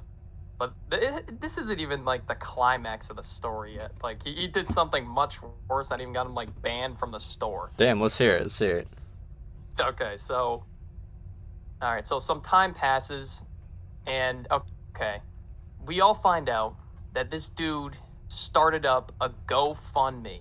That's what he was typing up on this laptop. And remember when I said, like, I saw him typing up on the laptop? Mm-hmm. That's what he was typing up. This long-ass GoFundMe. Like, there was so much lore on here. It was insane. Like, about times this dude, I don't know, he got, like, arrested or something. I don't know. It was crazy. Yo, Tex, where? Yo, what's good? I'm talking about Crate Guy. Crate Guy? Oh my god. Nah, this dude was a fucking menace. All right, we're at the climax. Let's hear it. What's the GoFundMe? All right. So, the GoFundMe, bro, it had so much. I don't even remember any of the lore on there. There was just so much to take in. It was like, yeah, you got arrested for... Tex, what do you get arrested for? Do you remember? I don't even remember, honestly. He was like mooching off. He was mooching off some like hotel's Wi-Fi. He got like yeah, that's out what of it there. was. Did he get arrested? No, he didn't get arrested. But I think he got kicked out of like some hotel for like mooching off their Wi-Fi. Damn. Yeah, it was a lot of lore. So we were reading up on the lore. So like we just thought it was just fucking hilarious. Do you have like a Wikipedia page? Entertaining ourselves, like wow, what the fuck? Damn. And Wait, then yeah, why'd he get kicked out? why did he get kicked out from our store? Well, so the guy that gets the carriages, he was doing his thing, getting the carriages, and he sees this dude by the woods. Or I don't know if he was by the woods. I have no idea. I wasn't there that day. Mm-hmm. But I would assume what he was doing, he would be by the woods because this dude was just pissing in the middle of the fucking parking lot. Damn. You were pissing in the parking lot. I still can't fucking believe I guess bro had to go. Bro had to go. There was a bathroom in the store, bro. Yeah, like, but maybe it was doing, kind of dog? stinky in there, dude. I don't know. There's a lot of good reasons to pee in the parking lot. I can name at least 100, but I won't get into it. Anyways, damn. And yeah, long story short, manager's like, bro, never come back here again. You gotta go. And that was the end of Crate Guy. Anyways, thanks Ingween for coming on. His link will be down below. He makes some other very entertaining content I think you guys will like it as well. And alright, after that about 8-minute break, I feel like I think I'm physically able to proceed with the cringe that is about to happen with the Minecraft kid. If I didn't take that little story break and let a friend come in, I guarantee you guys, I would have passed away from the cringe. It would have just been so much that I would have just fallen apart and this YouTube video would have never uploaded. Like, my limbs would have literally detached from my body and my brain would have just exploded. So anyways, at this point, just a little recap.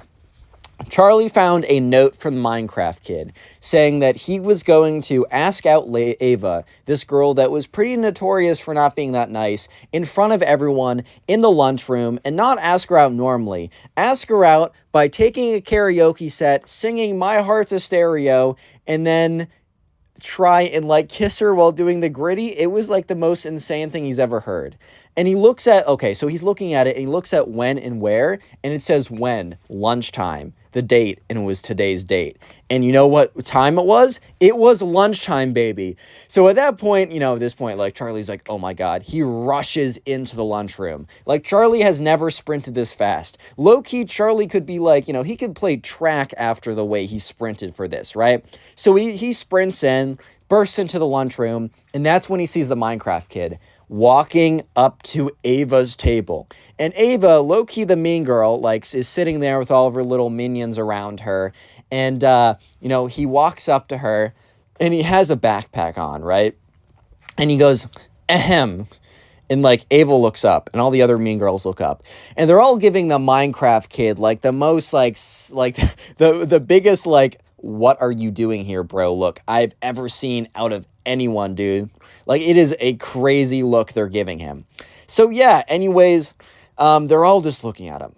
And, he's like, ah, and he, goes over, he grabs a chair, and, he uses the chair to step on another table, and he's standing on the table right next to Ava's table, which happened to be, empty or only have, one kid at or 2 kids or something. And he reaches into his backpack, and he pulls out a karaoke set.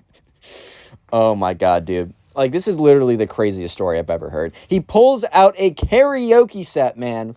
He whips that thing out, and he puts it down, and apparently it already has batteries or whatever, so it doesn't need to be plugged in. And he speaks into the microphone. He's like, "Hey, Ava, can you hear me?" And it's like the most loudest thing you've ever heard. In the entire lunchroom turns around, because it's basically like this kid's on the sound speaker at how loud this is, right? So Ava's just looking at him with a look of, like, super embarrassment and also anger. Just pure anger. Because she has no idea what's going on, but she already knows that this is going to be bad. So Charlie is like, yes, I made it in time. Let's go. So the Minecraft kid takes out his, like, phone and starts playing, like, Stereo Hearts by Maroon 5. So he's like, my heart's a stereo. I'm not actually going to sing it and do it well because, like, YouTube, like, literally they'll try and copyright you if you even sing the words, like, too much. So just imagine that song is playing and is playing through the microphone, right? So it's like the worst audio ever. It's like nails on a chalkboard type audio. And that's when the Minecraft kid starts singing his own rendition of the song, bro. Like, so imagine Stereo Hearts and imagine the lyrics to it. The Minecraft kid decides to make up his own lyrics. So he says, like, my heart's a Minecraft stereo. It beats for you like a music disc, like Minecraft. So listen to it close. Hear my Minecraft thoughts in every beat from the music. It is like the crappiest thing ever. He's like, make me your Enderman and turn and Ender Pearl away when you feel low. This Minecraft song was meant for you. So, chill with me because I'm an Enderman. Okay, okay, maybe it wasn't that ass, but it was like, it was that ass, bro. I'm trying to say it was bad. It was bad, bro. Yeah, so if you can only imagine, Ava is not really having the greatest, like, her face is just a look of terror. Because the Minecraft kid is singing, like, a terrible remix that he made of Stereo Hearts, saying, I mean, you heard part of it, like, it was bad, right? At this point, Charlie's just like, there is literally no way that this is happening right now. Like, this is the most insane thing. So eventually, the song ends, and he was like, everyone, that was written by the Enderman cult, aka me and all the other members. He kind of did leave in the fact that the other members of the Enderman cult were literally just him. And he's like, Ava, I must ask you, do you want to date me? And she just is looking at him. She doesn't say anything, bro. She looks at him. And this is, like, where the worst thing ever. It is the worst miscommunication I've ever seen. Because, like, at this point, the Minecraft kid asks her out on a date, right? To, like, start dating him, which they've never spoken before. So, yeah, that's going to work. And instead of saying no, she doesn't say anything, but she gives a look of, like, what is going on right now, which the Minecraft kid interpreted anything that's not a no as a yes, which is a terrible thing to live by. Please, if you take away one thing from this video, someone not explicitly saying no does not mean that they say yes, okay? Just please take that away from this video. If you have to learn one thing from the Pugs channel, please learn that at least. So the Minecraft kid is like, I'm gonna take that as a yes, and then starts doing, like, the gritty dance. What is my life, bro? And he starts doing the gritty dance around the cafeteria, and everyone is just, like, talking to each other, some people just have their mouths are gasping open, and he's just, like, grittying around the cafeteria, and eventually, like, Ava's just, like, lost for words at this point, and the Minecraft kid goes up to Ava, gritties up to her, and reaches out to, like, try and, like, kiss her or something. Like, he's like, he, like, puffers out his like, lips and starts leaning in very slowly after grittying to her. And she's just like, oh, get away from me, dude. Okay, I don't think she says dude, but she's like, ew, like, you got cuties and you're gross. Like, what are you doing around here? And then everyone starts laughing. And the Minecraft kid's like, but you said you wanted to go on a date with me. And Ava's like, I didn't say anything like that. He's like, but you didn't say no. She's like, but I didn't say yes. I was at a loss for words. And the Minecraft kid is like, another loss for the Enderman Club. One day we shall win again. and he gets his backpack, packs up his karaoke, and sadly walks out of the cafeteria. And that's when he sees Charlie, and he's like, "You!" And he literally takes out his oh my god, dude, this story's ridiculous. This kid, bro, he takes out his karaoke set, turns it back on, is like, "You!" And he says it again, but this time it's super loud, so everyone in the cafeteria's heads turn and look at the Minecraft kid. And the Minecraft kid is like, "You!" And he points to Charlie. You told Ava to say no to me. She would have clearly said yes to me if you didn't interfere." And Charlie's just looking at him like, "Dude, what? Like, what do you, what?" And he's like, I knew it from the start. You have been plotting against the Enderman Club since the day we existed. Since the day we started. And to think that I thought you would have been a great member. How wrong I was. I challenge you to a rap battle. Charlie's just like, "Dude, what?" He's like, 1, 2, 3. Charlie, you look so stupid. Guys, what rhymes with stupid? Charlie, you look so dumb. Makes me wanna stick my finger in my ass. No, I mean my bum. And Charlie's like, "Dude, I'm not gonna do a rap battle with you." He's like, "Oh, you can't take the heat? You can't take the heat right now?" And everyone's just staring at him. Eventually, the Minecraft kid starts to get pretty self-conscious. He's like, "Guys, I just won that rap battle, fair and square. Whether you want to deal with it or not, it's not my concern." He puts the karaoke set back into his backpack, puts it on, is like, "Good day." Walks out of the cafeteria. And Charlie sits down, eats lunch. The entire cafeteria is abuzz with like people talking, because how do you not talk after something as ridiculous and crazy and insane as that happens? Like, I do not blame them for talking, right, dude? And let's just say that the Enderman Club did not, or the Enderman cult did not do much after that point. Okay, guys, if you made it this, I know I already had a secret word of the day, which was, did I even have a secret word of the day? I forgot what it was. But look, if you made it this far into the video, then you made it like 40 minutes into a video, and that helps me out so much. And I really want to say thank you to the people who made it this far. So I want you to comment. What do I want you to comment? I want you to comment door if you made it this far. It's the old word I used to use like 2 years ago. And if I see doors, like, I will probably try and reply to every comment I can saying thank you so much, because making it this far into the video is crazy. And if you want to keep helping me out, watch another video. But yeah, click on the video on screen right now. I know you'll enjoy it. Just click it. Do it. Today we got a pretty crazy story of a Minecraft kid who ruins the school play. I know you'll enjoy this, so let's get into it. We're going to call the subscriber who submitted this story Robert. So anyways, Robert was in the 5th grade, and the 5th grade play was like the big thing at his school. That was like the big deal that everyone would talk about, everyone would be excited for. And it was like it was almost like a coming of age celebration. It was almost like you are now really a true middle schooler once you've completed the 5th grade play.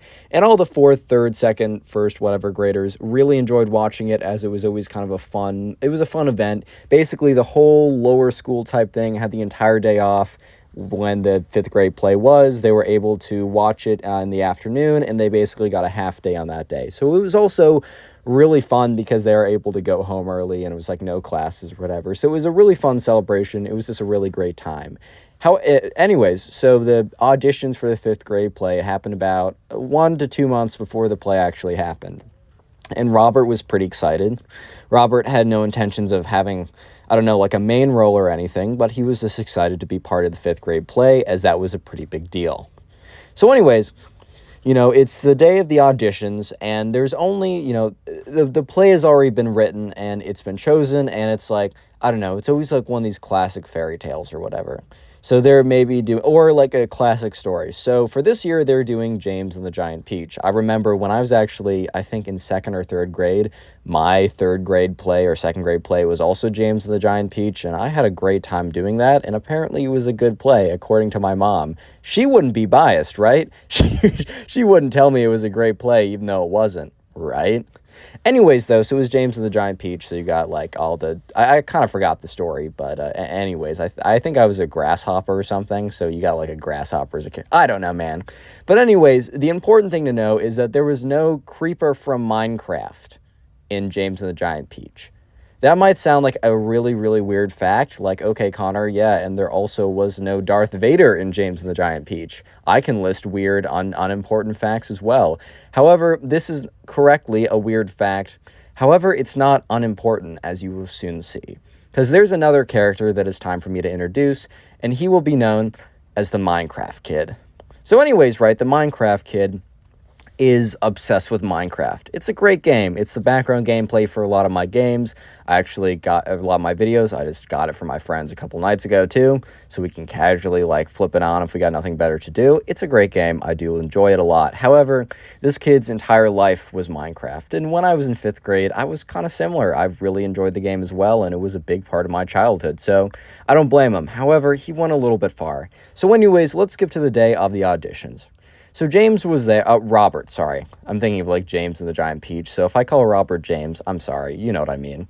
Anyway, so Robert and everyone in the 5th grade was there. There was a lot of buzz, a lot of excitement. There were definitely some kids who were like really ready and really wanted specific parts, so they were a little bit stressed out. Robert was just here to have a good time and was excited to be part of something bigger that he remembered always enjoying when he was a little kid, and now he was on the stage instead of being in the audience watching. So anyways, Robert is just there and it's very chill. However, Robert also witnesses the Minecraft Kid. And the Minecraft Kid goes up to the director and is basically asking, like, hey, director, I want the role of the creeper. Like, I want to be the creeper that comes in and explodes. And the director looks at him and kind of goes, what? Like, bro, what? He's like, I'm sorry, Minecraft Kid. There is no creeper. I'm not sure if that is. But that's very much not a thing in this play. Like, here are the roles, like, just so it's clear, just so you know, as I'm sure is a misunderstanding. Here are the characters you can, the people can audition for. Here are the roles. Also, if you don't want to be a character, you can always be in the, the behind the scenes, coordinating, Lightroom, whatever you want to do like that. Yeah, so that's also an option. But, yeah, here are the people, like, that you can audition for if you want a speaking part. And the Minecraft Kid kind of looks at him and says, no, you don't understand. I want to be the creeper. I want to be the creeper that comes in and goes. The guy kind of looks at him and is like, hey man, like, I'm sorry, these are the roles. I can't change it now. We've already got the script. I'm sorry. Minecraft Kid is not very happy. However, he still gets a role as more of a background character. I don't know exactly, but he does have some airtime, but he doesn't have a ton. So anyways, right, for the next couple months or so, they're practicing, they're learning their lines, they're on stage, and Robert just gets a sense from the Minecraft Kid that he's just not feeling it. He's not super energized. He's just not super into it. Robert doesn't understand that the reason why is the Minecraft Kid is super bummed out that he cannot be a creeper and explode and like do Minecraft stuff in James and the Giant Peach. I don't know. Robert just thinks that the kid just isn't super excited about it, which, that's totally fine. I mean, that's not a crime or anything. So anyways, right, Robert and everyone else starts to get prepared as it's only a couple weeks until the actual audition. And that's when Robert overhears the Minecraft Kid talking to, like, his one other friend. And the Minecraft Kid is like, man, like, I don't understand why I couldn't have been the creeper. Like, my role now is, like, fine or whatever, but I just know that being the creeper would be so much better. I just know for a fact. And, the director, I know he'll thank me. I know he'll be, like, proud of me if I do what I think is right. And when Robert hears this, he's just a little bit confused in general because he's like, I don't totally understand what this kid means, but whatever, I guess. And he doesn't understand that, this kid is basically alluding that he will be taking this play into his own hands, basically. And yeah, you guys are about to see what the Minecraft Kid is talking about, and it is quite interesting. By the way, if you made it as far into the video, comment Minecraft down below. I'll try and heart a bunch of those comments. Anyways, though. So yeah, they go back to, let's say, skip ahead to, like, the day before. And it is like there's a lot of nerves, there's a lot of tension. Basically, everyone has their lines down. It's really just like the final rehearsal, the final rundown. And by the end of it, Robert and everyone else involved is really excited because they all did a very good job. And the director, brings them together at the end of it and says, guys, you have like gone above and beyond my expectations. I've done this for many years. Like I've been the 5th grade play director every single time. And I don't want to point out favorites, but you guys have been very, very, very good. Like you guys have it way down. Congratulations. Tomorrow's going to be a victory lap. Let's go out and kill it. So they leave with the cheer, whatever, and there's a lot of excitement in the air. The next day comes around, and it is an exciting day, but not for the reasons why people believe it would be. Because as you will see, the Minecraft kid decides that he's going to take the fate of this play into his own hands. As you'll see how he does it. So anyways, right, Robert and everyone, they're behind stage. And, they're doing, like, vocal warm-ups. They're going over lines one last time, even though everyone knows their lines inside out and backwards. If you wanted, like, say your lines in Pig Latin, they could probably do it at this point. That's just the level that they have this play down to. So it's all really exciting. And that's when Robert, because you know how you just, like, randomly think of stuff? Has to do with like the way your mind works, like the way that like stuff pops together, like kind of got like neural network and things connect to each other. Very interesting how your mind works. But sometimes something will flash to something, will connect to something, it'll connect to something within a millisecond, and then immediately you'll think of something. So something like that happened. I said something like way too much in my explanation, but something like that happened, and somehow Robert remembers, just it flashes to him, the Minecraft kid saying that he's going to take the play into his own hands. And he thinks about that for a second. And he's like, well, the Minecraft kid is here and he doesn't seem to be doing anything weird, so I guess he doesn't do it. And Robert, unfortunately, was very incorrect with this statement. Because anyways, the play goes on. It is, it is like 5 minutes till everyone packs into the place where they're doing the play. It's like a little room with a bunch of chairs and a theater set, and they got a whole like stage too, which is pretty sick. And everyone's packed in there. Everyone's really excited. All the lower school kids are excited because like they not only get to see the play, but it's also a half day for them. So it's just a great day in general. And it was on a Friday, so it's like the most hype combination of all time. You get a play, you get a half day, and you're about to go home to start the freaking weekend. Like it is a great day for everyone right now. But anyways, back to it, and sure enough, they're all just kind of like waiting around backstage, and no one can find the Minecraft kid. The Minecraft kid is missing in action, and the director is a little concerned. Well, the Minecraft kid doesn't have a ton of lines. He still has one or two, and he's still on stage. It's not like this is a background character that can or this isn't a guy behind the stage that maybe the play director can fill in for or have someone do his task. So the play director's like, okay, and he turns to another background character, or he turns to everyone, basically says, if the Minecraft kid doesn't show, you remember his 2 lines or whatever. None of his lines are like, for example, the Minecraft kid doesn't have a line that sparks another person for like important dialogue. It's not like he asks an integral question. He basically just like adds a little bit of dialogue in here and there. So they're like, okay, basically if he's not here, all you gotta do is skip over where his line should be. I know that's gonna mess you guys up. I know that could mess you up, but it really shouldn't. Stuff like this always happens last minute. You guys are still going to kill it no matter what. Let's go out there. And the Minecraft kid is not there yet. So anyways, right, the play starts, and they just kind of get into it. No problem at all. And when the first line of what the Minecraft kid is supposed to have comes up, they just skip it and they keep going. Still at this point, there's no Minecraft kid. However, that is about to change. So anyways, Robert is now behind stage because, for this next scene, he is not in, but he's going in the next scene. And that's when he sees the door open behind stage. And someone walks in. It is the Minecraft kid. He walks in, and he is in a full creeper outfit he bought off Amazon. And this is when Robert remembers that the Minecraft kid was talking about how he was going to take this play into his own hands and that he wanted to be a creeper on the first day. And this is where Robert starts to put 2 and 2 together and is like, oh no, dude. Oh no. And so sure enough, the Minecraft kid, the play director's like, where have you been? Like, we had to, like, change the entire play because of you. And Minecraft kid looks at him and says, thank me later, and then proceeds to walk right by him. No one stops him because they're so just like, what is this kid doing, right?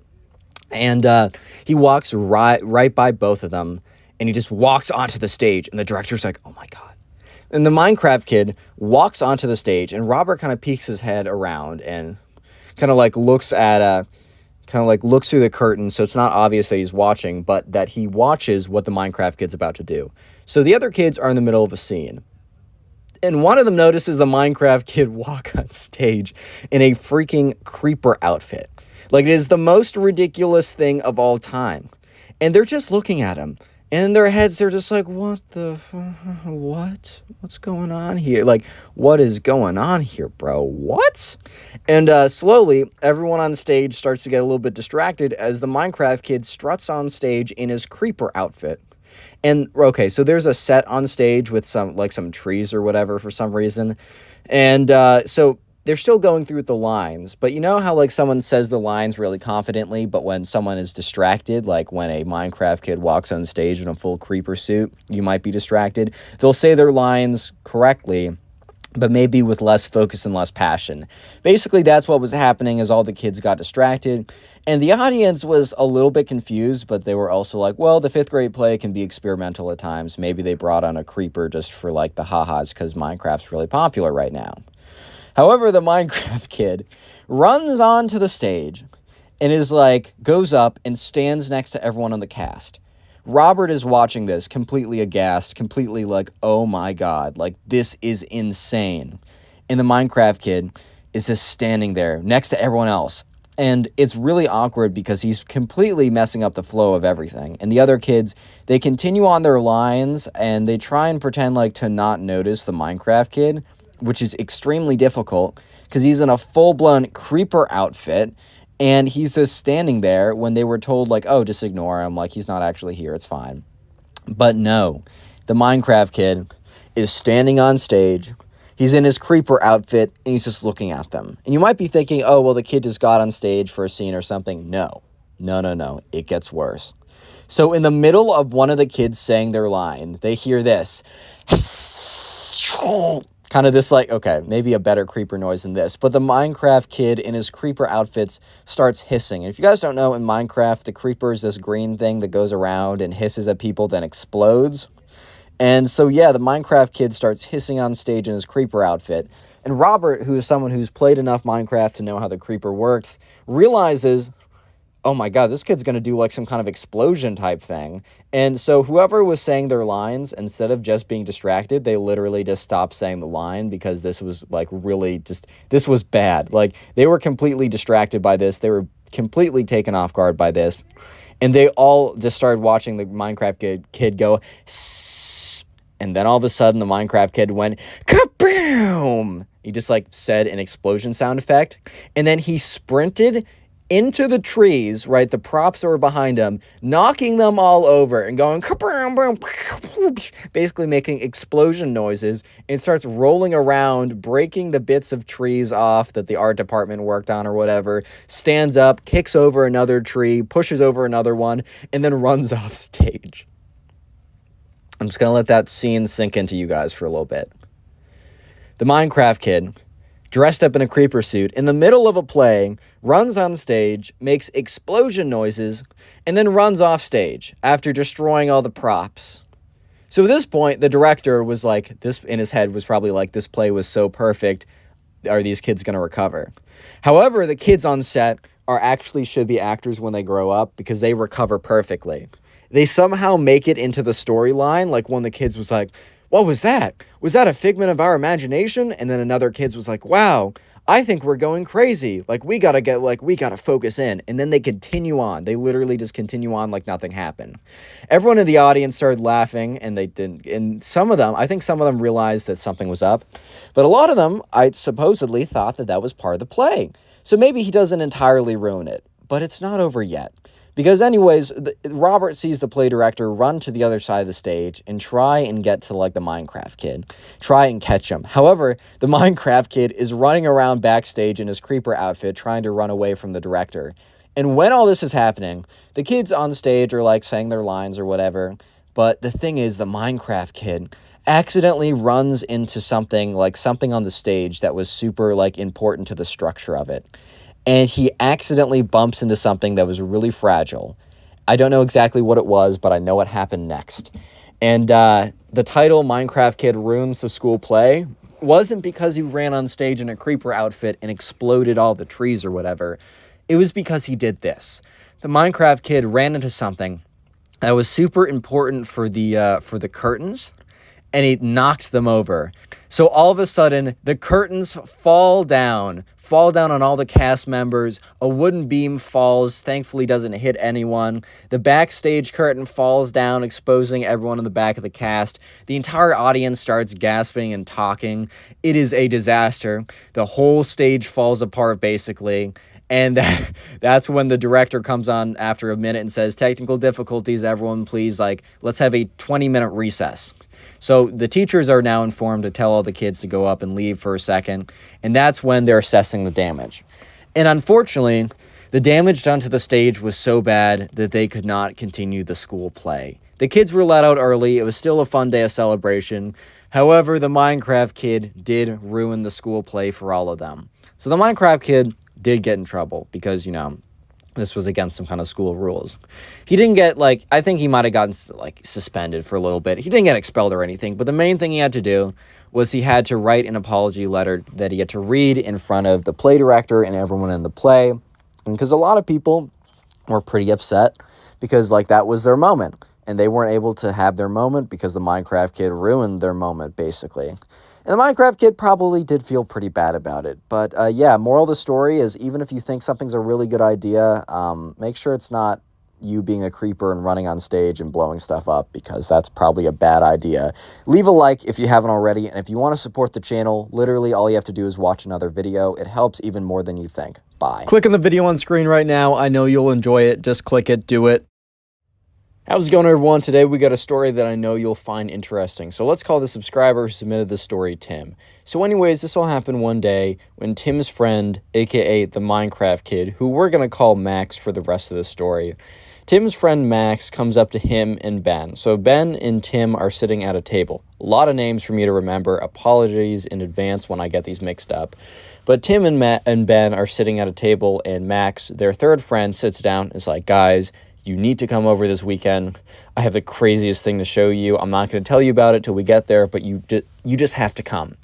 So whenever someone says something like that, like you have to come over, I have the craziest thing to show you, I mean, you're going to show up to see what it is, man. You want to see what it is. So sure enough, Tim and Ben are like, all right, well, I mean, we can talk to our parents. I don't think I have anything, and we'll see if we can come. So, Tim and Ben, they talk to their parents, and eventually both their parents say yes. So, Max is really excited. And that Saturday night, Tim and Ben are going to go over to Max's house to see what this big surprise is. So another thing is Tim, Ben, and Max, all three of them, they really like, video games. I think they're third, fourth, fifth type grade, in that kind of range. The thing is, though, they don't really have access to video games. I think one of them has, an iPad, another one has, a phone or something. But they don't really have, a way to play these games, right? But they're a big fan of watching other people on YouTube or whatever play these games. And they have, they all watch the same games on YouTube. So it was always something that they wanted to do eventually, talk to each other about... not talk to each other, but actually play these games with each other. That was a really big thing that they always wanted to do, but it just never happened. And, Tim and Ben were talking to each other, kind of speculating about what the big surprise that Max had for them. And they were like, what if he got a gaming system? And they're like, yeah, that'd be really cool. And they kind of suspected that a little bit because that would be the big surprise, most likely. But anyways, eventually Saturday comes around. They get to Max's house. And, Max's mom meets them. She's like, hey, guys, how's it going? I hope it's all good for you guys. I know that Max has been so excited. Max has been so excited. And they're like, yeah, no, thank you so much for having us, whatever. And they don't say, thanks for having us, whatever. But, they kind of say stuff like that. They go up to Max's room. And, sure enough, Max, opens the door. And he's like, okay, guys, here's the surprise. And he, points to the room in front of, or not the bed in front of him, and the bed, Max's bed, has this kind of tarp over it. So, but there's very clearly something under the tarp. Max goes over, lifts up the tarp, and sure enough, is an Xbox with 2 controllers. And, Tim and Ben are actually really excited. They're like, oh my God, like, this is awesome. Yeah, Max is like, yeah, like, I was thinking, like, all tonight we'd take turns playing, like, multiplayer games or whatever, and there's 2 controllers and 3 of us, so we just switch off every round or whatever. It's going to be great. And, sure enough, they play for, like, a good 2 hours or whatever, and they're having a really good time. Tim and Ben and Max, they're really enjoying themselves. However, Max said something kind of weird that only made sense later on in the story, but maybe with the title of this video, you'll understand it a little bit. Basically, Max goes on to say, like, about, like, an hour through, he's like, hey, guys, you gotta do me a favor, though. And they look at him, and they're like, what? And he's like, you can't mention this, like, the Xbox to my mom. And Tim was like, wait, why? Like, I'm confused. Tim for a second's like, oh, is this like a gift from, like, because like Tim or Max's parents were divorced, so Tim was thinking, oh, maybe his dad got him this and he doesn't want his mom to, like, be jealous or something. I don't know, but Tim goes on to, or sorry, I'm already mixing up the names, but Max goes on to say, yeah, well, my mom was pretty reluctant in giving this to me, because she thinks that, like, video games are gonna rot my brain and that I'm gonna get addicted to them. So she did eventually give it to me. But the thing is, right, I don't want us talking about it at all because she'll think that that's all we do, and then she might take away the console, which wasn't true, as you'll see. However, Tim kind of thought to himself, oh, well, I mean, I guess that makes sense. I mean, some parents are really like, okay, I'll give my son, like, this video game system, and then when they play for more than 10 minutes, they're like, oh my God, he is clinically addicted. We need to bring him to video game rehab. Oh my God, my poor son. When, I mean, I've always thought it was funny because, like, parents tend to seem like television is totally fine, watch as much TV as possible, but video games, something that's actually making your brain active and you need to solve puzzles instead of passively consuming, oh my God, oh no. Yes, spending 12 hours a day playing video games every single day is probably, for most people, not a good idea, and I understand why they'd be concerned about that. However, dude, like, I don't know. I've just seen a lot of parents be like, video games are bad, television good, where I'm like, I don't know. I think it's because you grew up with television, but not video games. Like, next generation of parents are going to be like, video games good, entering virtual reality bad. Like, it's always going to be like that, man, or whatever the next big thing will be. So Tim was like, he was convinced. He was like, oh, okay, that makes a lot of sense. Tim and Ben then agreed. We're not going to say anything, because, we want to keep playing this game, basically. They're like, yeah, okay, I mean, we want to keep playing this. We don't want Max's mom to think that, we're playing this too much. That's totally fine. So eventually Max's mom invites them down for dinner.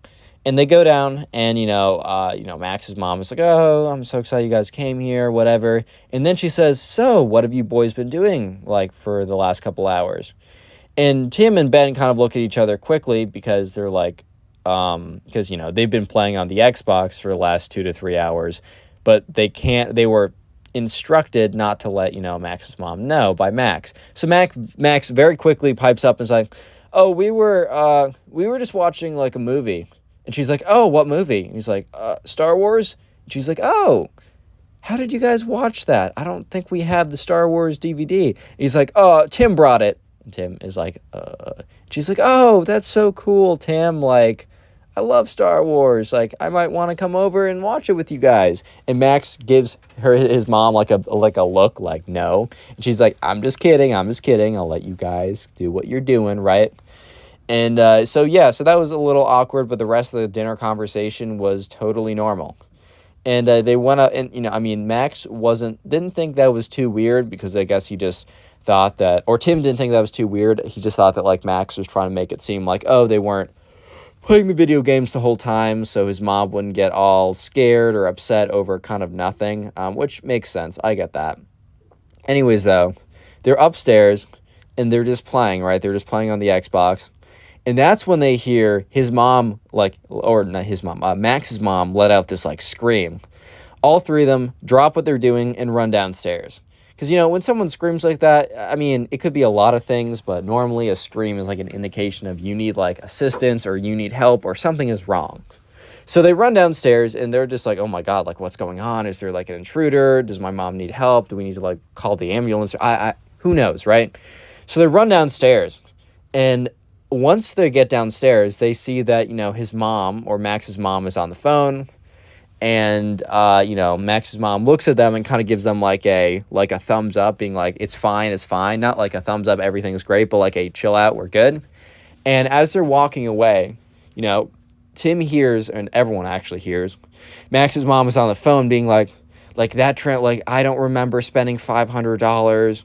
Like, I don't remember that we didn't have a $500 transaction on the card in the last couple days.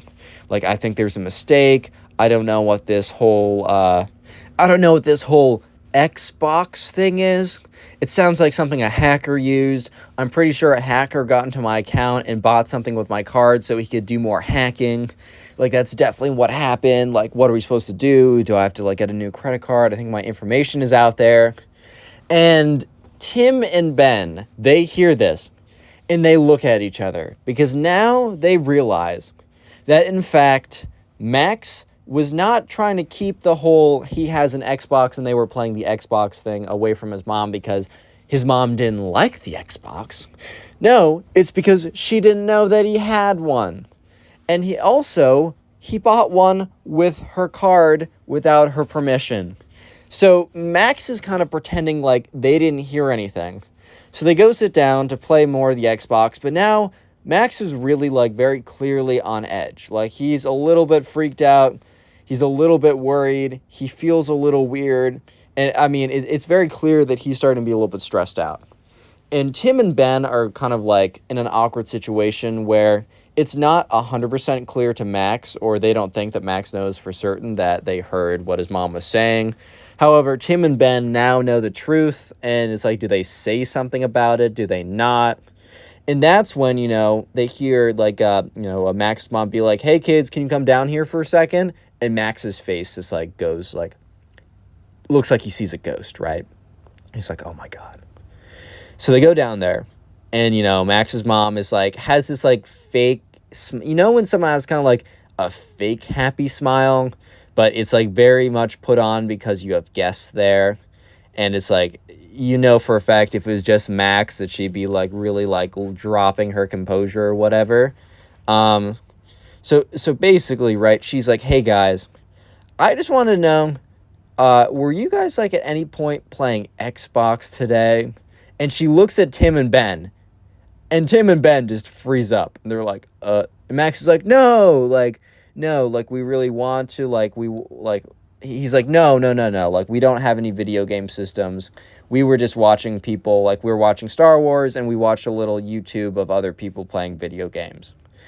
And, at this point, like, Max's mom was like, what, can you guys tell me what an Xbox is? Is it like a hacker system? And at this point, Max is kind of like, okay, he doesn't want to say it's about video games because then she might get suspicious. He's like, oh yeah, no, it's a hacker thing, like dark web, scary, hacking. It does stuff like that. And she's like, you boys wouldn't do anything with something like that. And he's like, Max is like, no, that stuff scares me. I would never.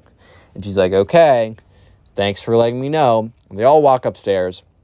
And this time, when they're all upstairs, Tim kind of looks at Max. He's like, hey, man, like, we heard what your mom was saying on the phone. So I think we know why we can't say anything to her. We're not going to say anything, but, we just want to let you know that, like, we know what's up. And Max is like, oh, guys, I messed up. I really did. I just really wanted to play, like, the video game. I wanted to play video games with you guys. And I was talking to my mom. I was like, for my birthday coming up, but my birthday's in, like, a couple months away. And when she asked what I wanted, I said I wanted to play, like, on a video game system. Thankfully, I said PS4, not Xbox. But she was like, you know how I feel about video games. I'm not even comfortable watching, like, letting you watch them on YouTube or whatever that is. So, guys, I knew I wasn't getting a system anytime soon, so I took it into my own hands, and I don't know, I'm just in too deep now. You guys can't say anything, though. And, you know, Tim and Max, or Tim and Ben kind of look at each other, and then they look at Ben, and they're like, yeah, dude, like, I mean, we won't say anything, but, I mean, we're totally fine just chilling with you guys, like, or chilling with you, just not playing video games. Like, yeah, we want to, but, you know, that we can in the future. Maybe not super soon, but we don't mind just, like, hanging out with you without doing that. He's like, I know, what I did was stupid. I just can't, I'm in too deep now, guys. And they were like, yeah, no, it's fine. Like, maybe we shouldn't be playing right now, though, just in case she walks in, because that'd be a pretty bad look. And it was almost as if Tim was like, had an ability, a foresight into the future. Because as they're saying that, the door opens up, and sure enough, Max and Ben are holding the console things, and they're in the middle of playing a game, right? On the Xbox. And I'm pretty sure on the Xbox, it says like Xbox on it or something. But if it doesn't, the story still works. I wasn't given that exact detail. By the way, if you want to submit stories to me, you can do so to my Instagram account. It's in the description. It's how I got this story. All you got to do is follow me, because I like big numbers next to my name, and then DM me the story. Please don't DM me saying, do you want to hear a story? Because I don't respond to the DMs. I just read them and write them down, because it would clutter up my inbox way too quickly. So yeah, go ahead and do that if you have a story that you want featured on the channel. I will mix up the names and details for you, don't worry. Anyways, though, so, you know, Max is sitting there, and he turns around, and they all turn around, and, you know, Max's mom is kind of looking at what she's seeing in front of her. And she's just examining everything. And it's like a good 30 seconds, like not an exaggeration. It's a good 30 seconds of silence as Max's mom comes to the realization that what she sees in front of her is in fact an Xbox. And it all starts to add up. So Max's mom very calmly, not as happily, not as fake happily as she was before, but very calmly is like, Tim, Ben, do you mind if I talk to Max for a second? And they're like, oh, yeah, that's totally fine. So Tim and Ben immediately, like, power walk out of the room. And they stand basically, like, they close the door behind them, or either they close the door or Max's mom closes the door. They stand right outside the door, and they're about to start talking to each other, like, oh, no, dude. But before they could, they just hear screaming going on, like, you just robbed me. You took my credit card to buy, like, a video game system. First of all, you know how I feel about video games, but you're going to go ahead and rob your own mother over them? And just stuff like that. And he was absolutely getting chewed out. You could hear Max was, like, trying to defend himself, like, Mom, I swear it was an accident. She's like, what do you mean it was an accident? How do you have an accident buying something online with my credit card, shipping it to this house, and sneaking it in here? How is that an accident? So yeah, I bet Max realized that he was really cornered. And it was like a good 20 minutes of being chewed out. Max probably said a total of like 15 words, but no, it was not even worth saying anything. And she's like, I don't even know if we can get a refund on this. Like, I really hope that, like, you know, it resells for almost the full value, because, like, anything minus the full value that we don't get on reselling it, if we don't get a refund, you're going to have to work over the summer and make that back, doing lawns and stuff. Because kid was in, like, 4th grade or whatever, so you can't, like, send him to Target or something. He'd have to, like, really grind for lawns or something. And if they can only resell for, like, $300 or something, that's a whole $200 you have to make up. And when you're only able to do lawns, like, $10 to mow a lawn, if that, like, that's going to take a second. So after about 30 minutes, like, Tim and Ben are just standing there like, what do we do? And after about 20 minutes, right, Tim kind of turns to Ben and is like, dude, like, what do we do? Like, it's 9 o'clock now. It's getting later, you know, but I really don't feel like this is the greatest atmosphere, you know. This is not a great atmosphere to be in. Like, I don't know if I want to keep going doing this. And, like, the door opens up. And Tim and Ben immediately turn and look, because they're like, they probably weren't supposed to be listening to the whole thing. And, you know, Max's mom isn't going to be, like, outwardly as upset. I mean, she's obviously more upset with Max than Tim or Ben by a lot. But she probably isn't super happy with Tim and Ben because, you know, she said, oh, what are you guys doing? And they kind of lied to her. And then she said, do you guys know what an Xbox is? And they lied to her. I mean, they didn't say anything, but the fact that they didn't respond instead of telling the truth isn't in fact like kind of a lie, like it is partially a lie. So she was pretty upset about that, but she was like trying to hold her composure. She's like, hey guys, due to like some recent circumstances, I don't know if tonight is the best night for us to have a sleepover. Any chance like your parents can come pick you up? And Tim and Ben, that was almost like the greatest news they could hear, because this was an incredibly awkward situation. And Ben's like, I mean, my parents go to sleep kind of early, but, you know, I can probably, like, call them now. Do you have a home phone? And she's like, yes. So Tim and Ben both take turns on the home phone.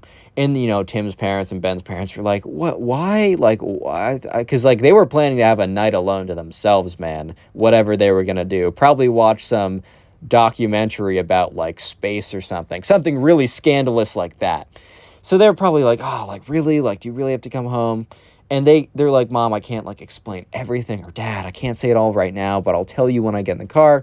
So eventually they're like, okay, fine. Like, my kid wants me to pick them up. It's not like this kid lives, like, 3 hours away. Whatever. Like, I'll just do it. Sure. So eventually, like, the parents come and pick them up. And, you know, Ben or Tim, because Tim is the subscriber, submitted it, gets in the car. And Tim's parents are like, why? Like you got to tell us, like, why we had to go and pick you up. Like, if we won't be mad if the reason is good enough.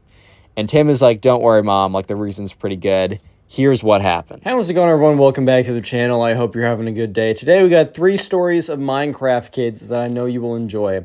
So let's just go ahead and jump into the first one. We're going to call the subscriber who submitted this story Peter. And by the way, all these stories are on Spotify, linked in the description. You'll probably even hear them about an hour earlier before they go up on here if you find them on Spotify. Anyways, so we're going to call the first subscriber who submitted this story Peter. And anyways, right, Peter was in a class, and in Peter's class, there was an assignment that they all had to do.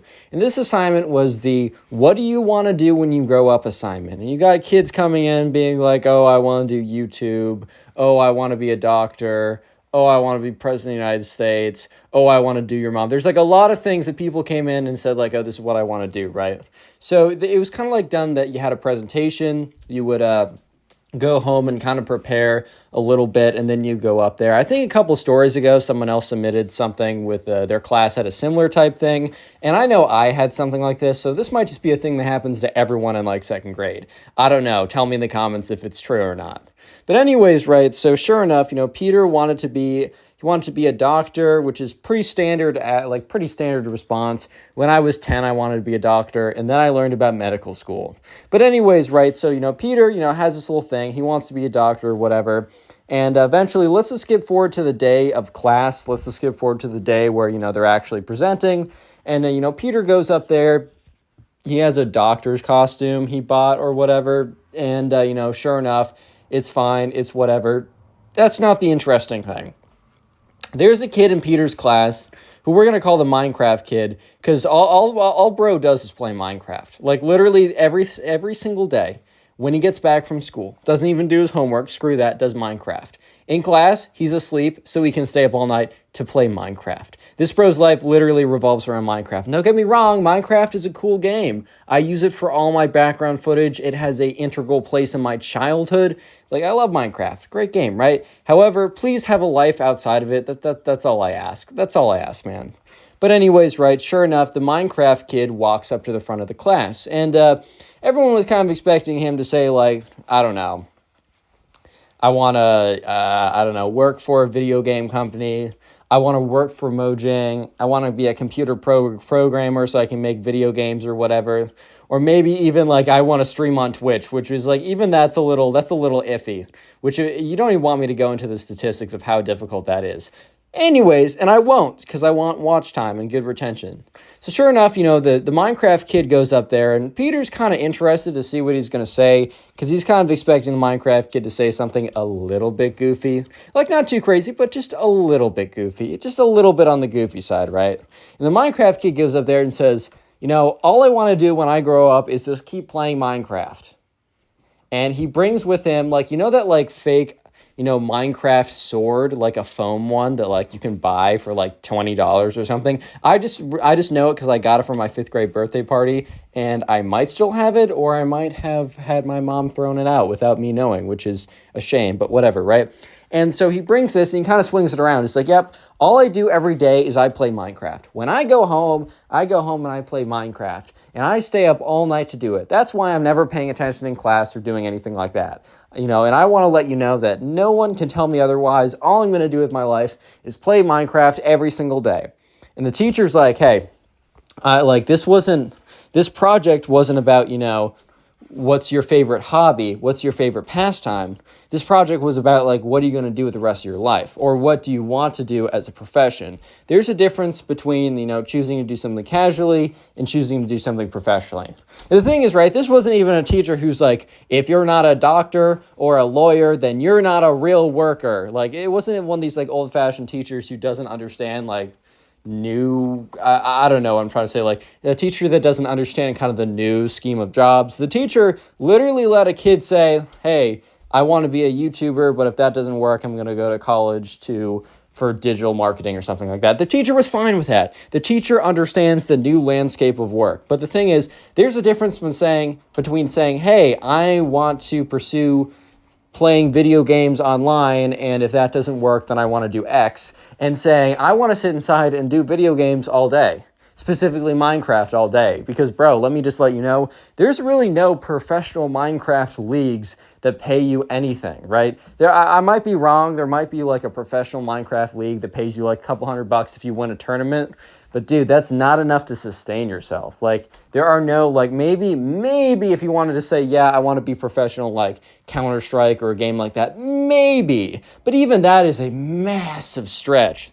And sure enough, the Minecraft kid didn't even say anything like that. He just said, I want to sit inside and play Minecraft all day. So Peter's just oh boy, because Peter's sitting down, he's watching the teacher really just not be cool with this, and the Minecraft kid not even adapting on the spot. Because one might have thought that, okay, the Minecraft kid realizes that the teacher is not a fan of what he just said, and that maybe if he wants to save his grade, I don't know, adapt it a little bit. Just switch things up a little bit. I don't know, man, just be oh, haha, what I meant is I want to go and learn how to make video games. Sure, that's fine. Go to school for programming or something like that. But the Minecraft kid doubles down and says to the teacher, what I want to do when I grow up is I just want to sit at home and do video games. I don't want to do anything else. I don't want anyone to bother me. And I just want to play Minecraft 24/7. And, Peter's just oh boy, this teacher's not going to be happy. And the teacher's Minecraft kid. Says his actual name, but it's Minecraft kid. I want you to know that, I'm going to give you, sit back down, step outside, and I'm going to give you 10 minutes to come up with a real job. I'm going to give you 10 minutes, and I'm being very gracious right now, because at the moment, you have a fail on this assignment. Not like the Minecraft kid was really caring about his grades. I mean, he handed in 0 homework and basically was failing everything else. But the teacher's I'm going to give you 10 minutes of standing outside to come up with something new. And when you're ready, come back in and you may present again. So the Minecraft kid very angrily walks outside. And the teacher's all right, who's coming up next? And the teacher's okay, Ben, how about you come up? And within 10 seconds, the door slams open again and the Minecraft kid says, I'm ready. So the teacher, I don't know if the teacher was just being hopeful because, I mean, come on. He was out for 3 seconds. You really think he came up with a new job? No. The teacher might have just been hopeful and was oh, that was fast. Sure. Come on up. What's the deal? What's going on? And, come tell me about your new job. So Minecraft kid walks to the front of the class again and says, when I grow older, or when I'm an adult, I just want to sit inside and do Minecraft all day. I said it before and I'm saying it again. Boom. The teacher's kind of turns to the Minecraft kid and says, I was generous with you. I gave you time to reconsider what you're doing. To present again. This isn't just what you want to do. This is a presentation. This is an assignment for the front of the class. And at this point, the Minecraft kid says, so you're saying I can't do that? And the teacher's yes. I'm saying that when you're older, you're not going to be able to do that. Sure, you can play video games on the part. You can partially play video games. That's totally fine. But you can't entirely play video games. You've got to do other stuff with your life as well. You have to find something that's going to bring you an income. You have to do something more productive than that. And, the Minecraft teacher, sorry, I'm jumbling my words. The teacher probably would have even been fine if he said, I want to, I want to make content around me playing Minecraft. The teacher was in tune with, you can entertain, like entertainment is decentralized. Almost anyone can make entertainment. Not almost anyone will be successful, but almost anyone can. This isn't like the 80s and 90s where really you either had to like score a really big role in TV or radio or a movie. You can just post something on your phone. It's incredible. So at this point, the Minecraft kid was starting to get really angry. And he's like, teacher, I'm going to give you to a count of 3 to take that back. And the teacher is so taken aback by the fact that the Minecraft kid just said, I'm going to give you a count of 3 to like pretend that you didn't just say what you said. And the teacher's like, are you insane? The Minecraft kid is like, 3. And the teacher's like, you don't understand. They're like, I am supposed to be the one giving you a countdown. Minecraft kid's like, 2. And the teacher's like, what is so wrong with me saying that you can't just sit around and play Minecraft all day? Like, that makes total sense. Like, I asked you in the presentation what you should do as a job. And you said sit around and play Minecraft. How do you expect to make any money from that? And the Minecraft kid's like, 1. The teacher's like, what? What are you going to do at the end of the countdown? And the Minecraft kid steps over and just like kind of like goes down on one knee and is like bent down, is like, it starts making like weird noises. He's like, and the teacher's like, dude, what are you doing? Okay. Teacher probably didn't say dude, but the teacher's like, what are you doing? And the Minecraft kid jumps up, springs up, and is like, I will fight you in a 1v1 PvP battle. And he grabs his Minecraft sword and starts like swinging it around, trying to be like intimidating. But dude, it was a foam sword. You're playing Minecraft.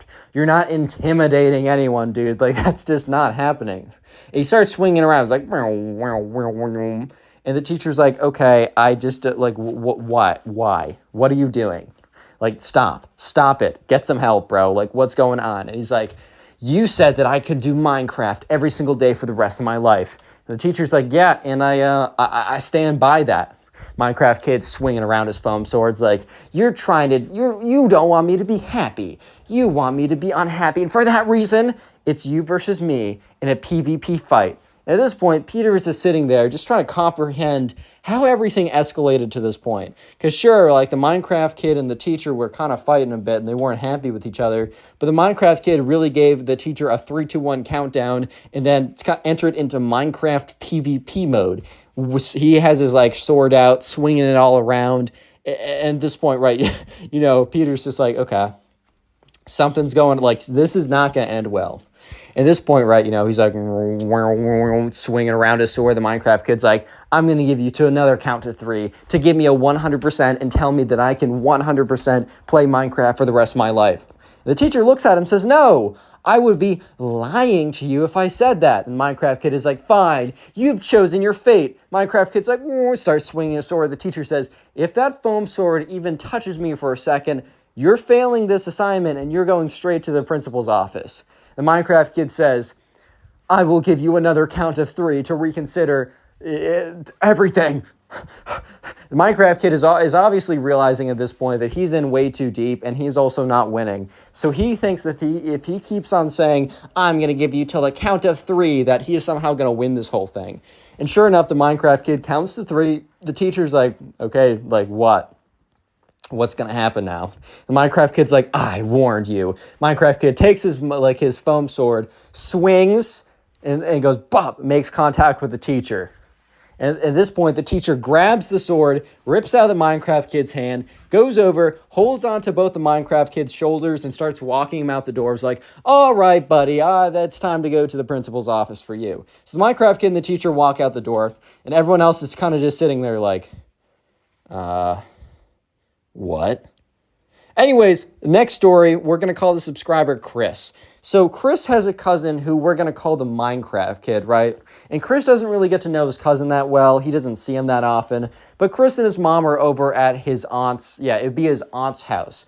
And, this is the first time, Chris has seen his aunt in years. And the last time Chris saw his cousin was like 4 and was really shy, didn't want to talk that much. Now his little cousin was 8 years old and was apparently a Minecraft fanatic. He liked playing it so much. He knew everything about it. He watched Minecraft YouTubers when he wasn't playing Minecraft. In his sleep, he dreamed about fighting the Ender Dragon.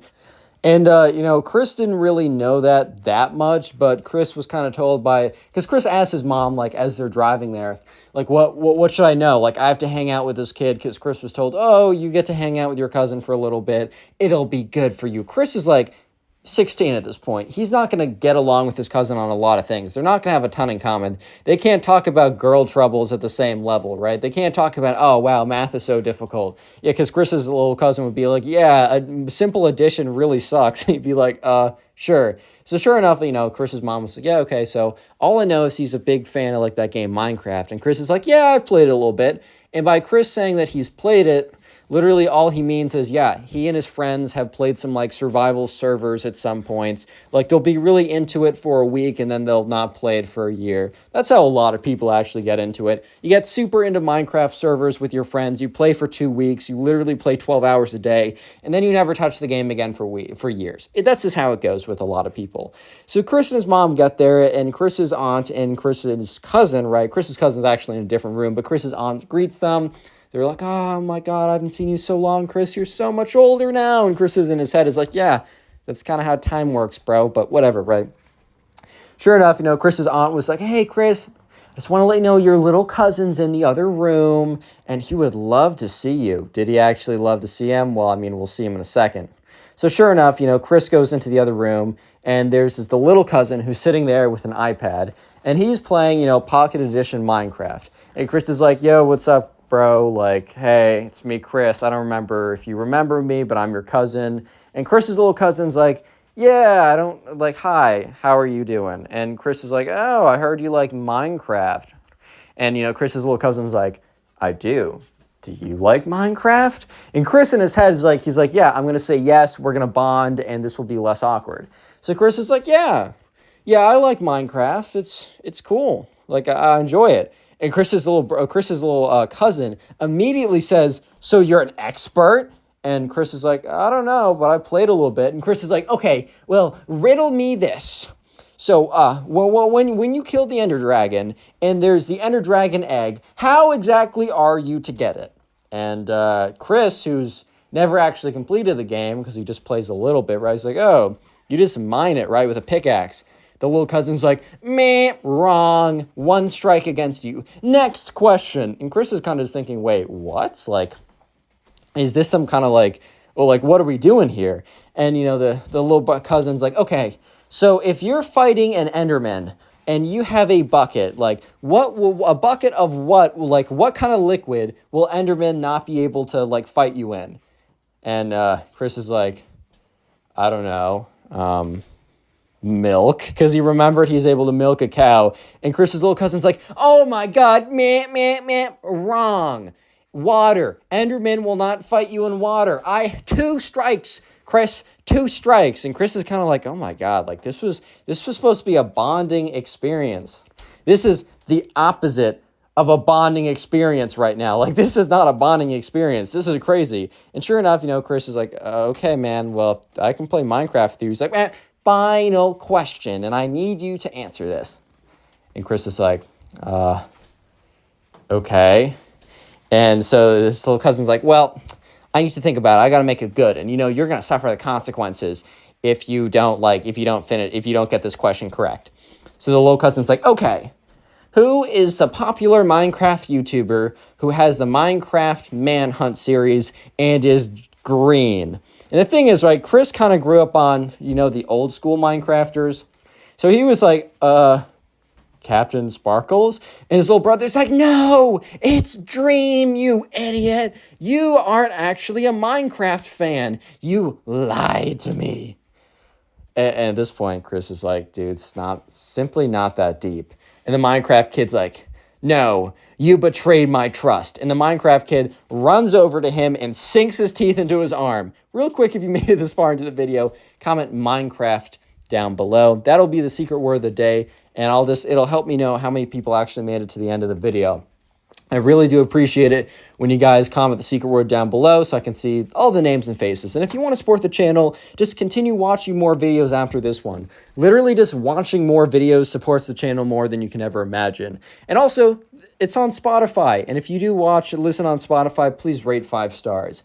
And if you want to submit your own stories of Karen, spoiled kids, I don't know, Minecraft kids, crazy things happening in high school, submit them to either my Twitter or Instagram. You can do so by following me on those platforms and then DMing me on there.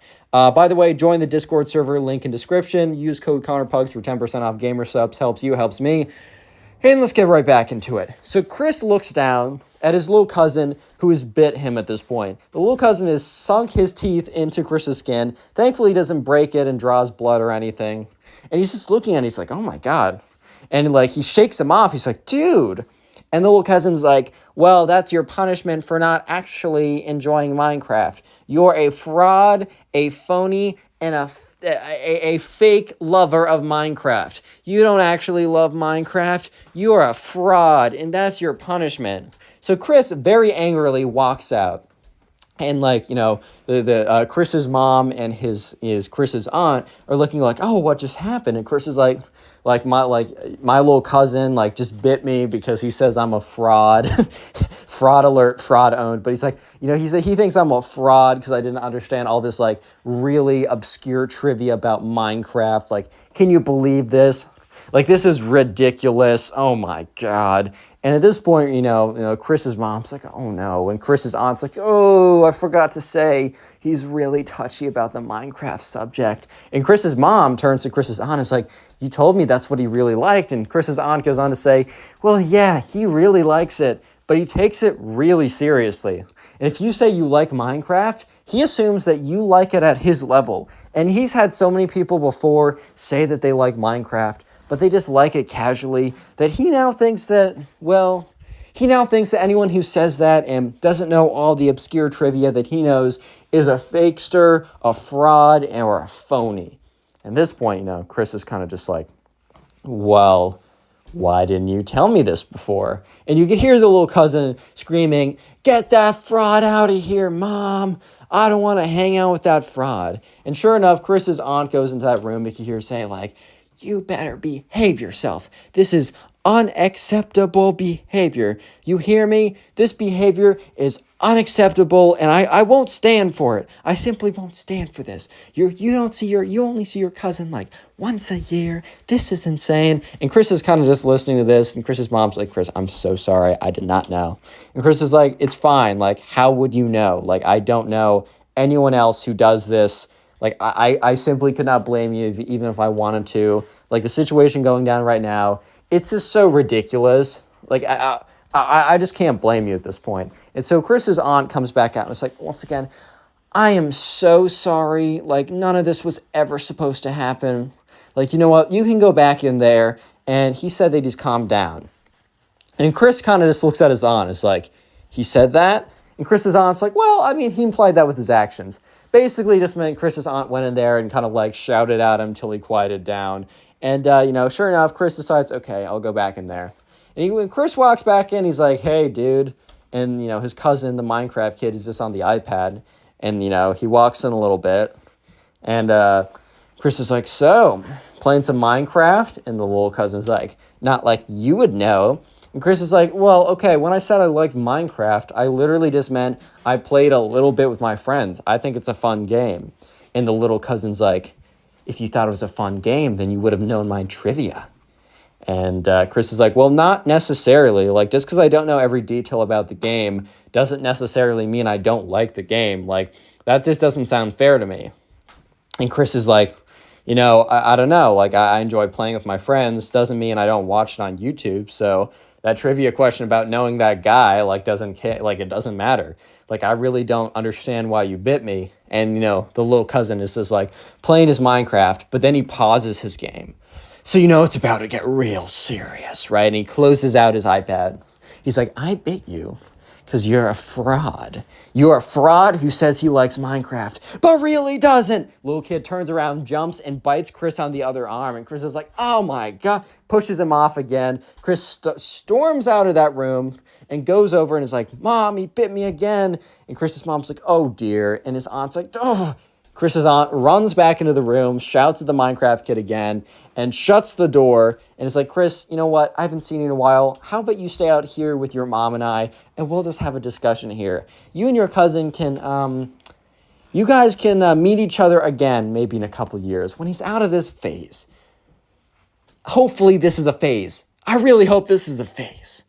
So the final Minecraft kid story, we're going to call the subscriber who submitted it Bart. Because if you couldn't tell, I got Peter, Chris, and Bart, Family Guy, Simpsons. I'm trying to do themes with these names now. Just keep myself interested. Anyways, though, right? So, Bart was in class, and he was in 3rd grade at the time. He was younger, on the younger side for sure. I don't know exactly what grade. This could have well been 2nd grade, but let's just say 3rd grade just because.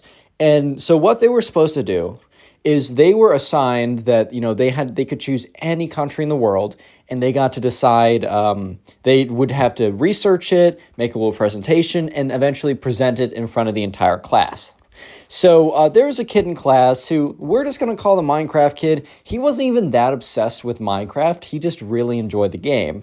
And it gets interesting because the Minecraft kid, he mixed up basically, right? He mixed up the Nether, like in Minecraft, and the Netherlands, like the place. So anyways, right, it's the day that they're presenting. Bart is sitting next to the Minecraft kid, and he leans over and he's like, hey dude, like where did you choose? And he's like, oh, the Nether. And Bart's like, what? Like, you have to choose a country. And the Minecraft kid's like, yeah, it's next to like Sweden, Norway, it's like in that part of Europe. And Bart's like, oh, okay. So Bart knows about the Netherlands, right? He just kind of thinks that, the Minecraft kid learned like a shorthand way to call like, oh, maybe the cool people call the Netherlands the Nether, and I just don't know any better. The thing is though, so Bart went up, he did his presentation, it was totally fine. But the Minecraft kid, he went up to go do his presentation.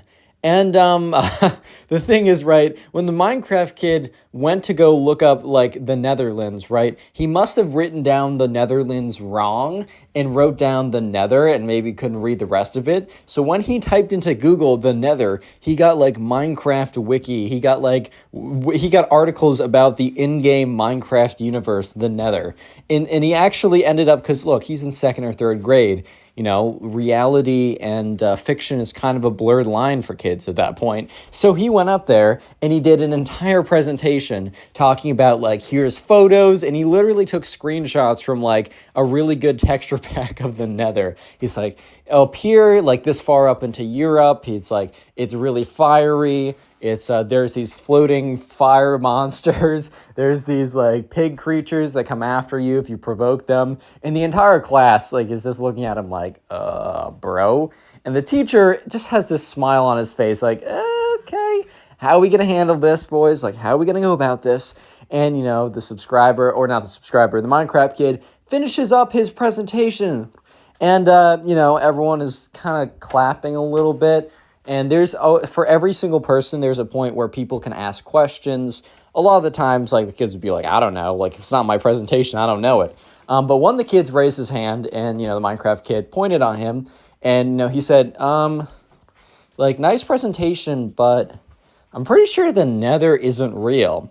And the Minecraft kid starts laughing. He's like, what do you mean the Nether isn't real? And he's like, I don't think you... I don't think you put down the name right. And the Minecraft kid is really confused, and he turns to his teacher. And the teacher is like, okay, I gotta speak up. The teacher's like, yeah, so, Minecraft kid, I hate to say it, but I think you wrote down the name wrong. I was looking it up while you were doing your presentation, because I was pretty confused, and I looked up the Nether into Google, and apparently it's a place in a video game. You were supposed to do the Netherlands. And the Minecraft kid got super embarrassed because he has this whole presentation. He was 100% confident that this place really existed. And he was kind of just told that, oh, well, actually, truth is you just messed up the whole thing. But the teacher's actually was a pretty cool dude because the teacher wanted to say, like, man, like, he's like, hey, all I asked you to do was to do a presentation, on a place that, I thought that, to do a presentation, do the work, do the research, put it together, and present it to the class. He said, hey, you did the research. I can tell you put in the work. This is a great presentation, and you presented it in front of the entire class. Yes, you didn't do exactly what I asked, but you didn't do so maliciously, and your intentions were good, and you put in the effort. He said, I'm going to grade you as if you did a real country. And, the Minecraft kid was very happy to hear this because he more or less kind of like dodged a bullet there. Because I'm sure the Minecraft kid and Bart especially, like when Bart was sitting there, he was worried for his friend because he was friendly with the Minecraft kid. He was worried that he was going to get like a check minus. Basically, they had check plus, check, and check minus as their system. They got grades when they were older, but he was afraid he was going to get a check minus, or maybe, the teacher wouldn't understand and would call up his parents being like, your son isn't taking this class seriously. When the son was taking it seriously. He just didn't understand the instructions. He didn't get the memo, right? And it's cool to see teachers like this really come together and understand that, if the intention is good and the work was put in, really that's all that, you're supposed to be doing in school. So the Minecraft kid sat down and Bart turned over like, hey man, I'm sorry that I didn't say anything. I honestly thought when you said the Nether, you were just doing shorthand for like the Netherlands. I thought that was a nickname or something. And the Minecraft kid's like, you're good, dude. Like, it's totally fine. Like, I should have like known that. And, and Bart was like, dude, there's actually a cool presentation. Like, I kind of like Minecraft myself. And, I learned a thing or two about Minecraft. Like, if I'm going to speed run the game, I'll think about your presentation. And, the Minecraft kid took that, like, pretty nicely. And he smiled back. And, after that, the Minecraft kid actually got a check plus for his presentation because the Minecraft kid put in a check plus worth of work. And most kids got check pluses. Some got checks if they really clearly didn't put in any work. But the majority of kids got check pluses, including the Minecraft kid, who did a presentation on the Nether, which I just thought was pretty funny, but also W teacher. 100% W teacher. He gets it. He's the GOAT. Anyways, if you want to support the channel, keep watching videos after Click this on the one. video Thank on you. screen Bye. right now. I know you'll enjoy it. Just click it. Do it. How's it going, everyone? Hope you're having a good day, because today we have a pretty crazy story of this Minecraft kid who believes that after playing Minecraft that he needs to go back to his caveman roots. And going back to his caveman roots literally just meant not showering, I guess. And he thinks that this will get him all the ladies.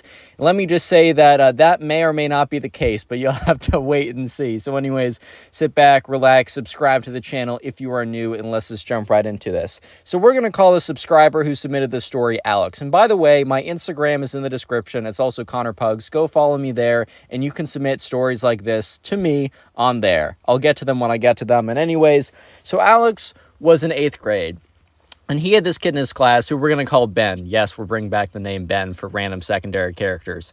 And anyways, right, Ben was like, he wasn't like super into Minecraft. Actually, he knew nothing of Minecraft until like a couple weeks before the story. And that's when he was introduced to the game by one of Alex's friends. We don't need a name, right?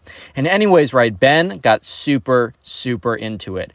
Alex doesn't really know how Ben didn't know what Minecraft was. Like, it wasn't like Alex wasn't, or it wasn't like Ben wasn't on the internet.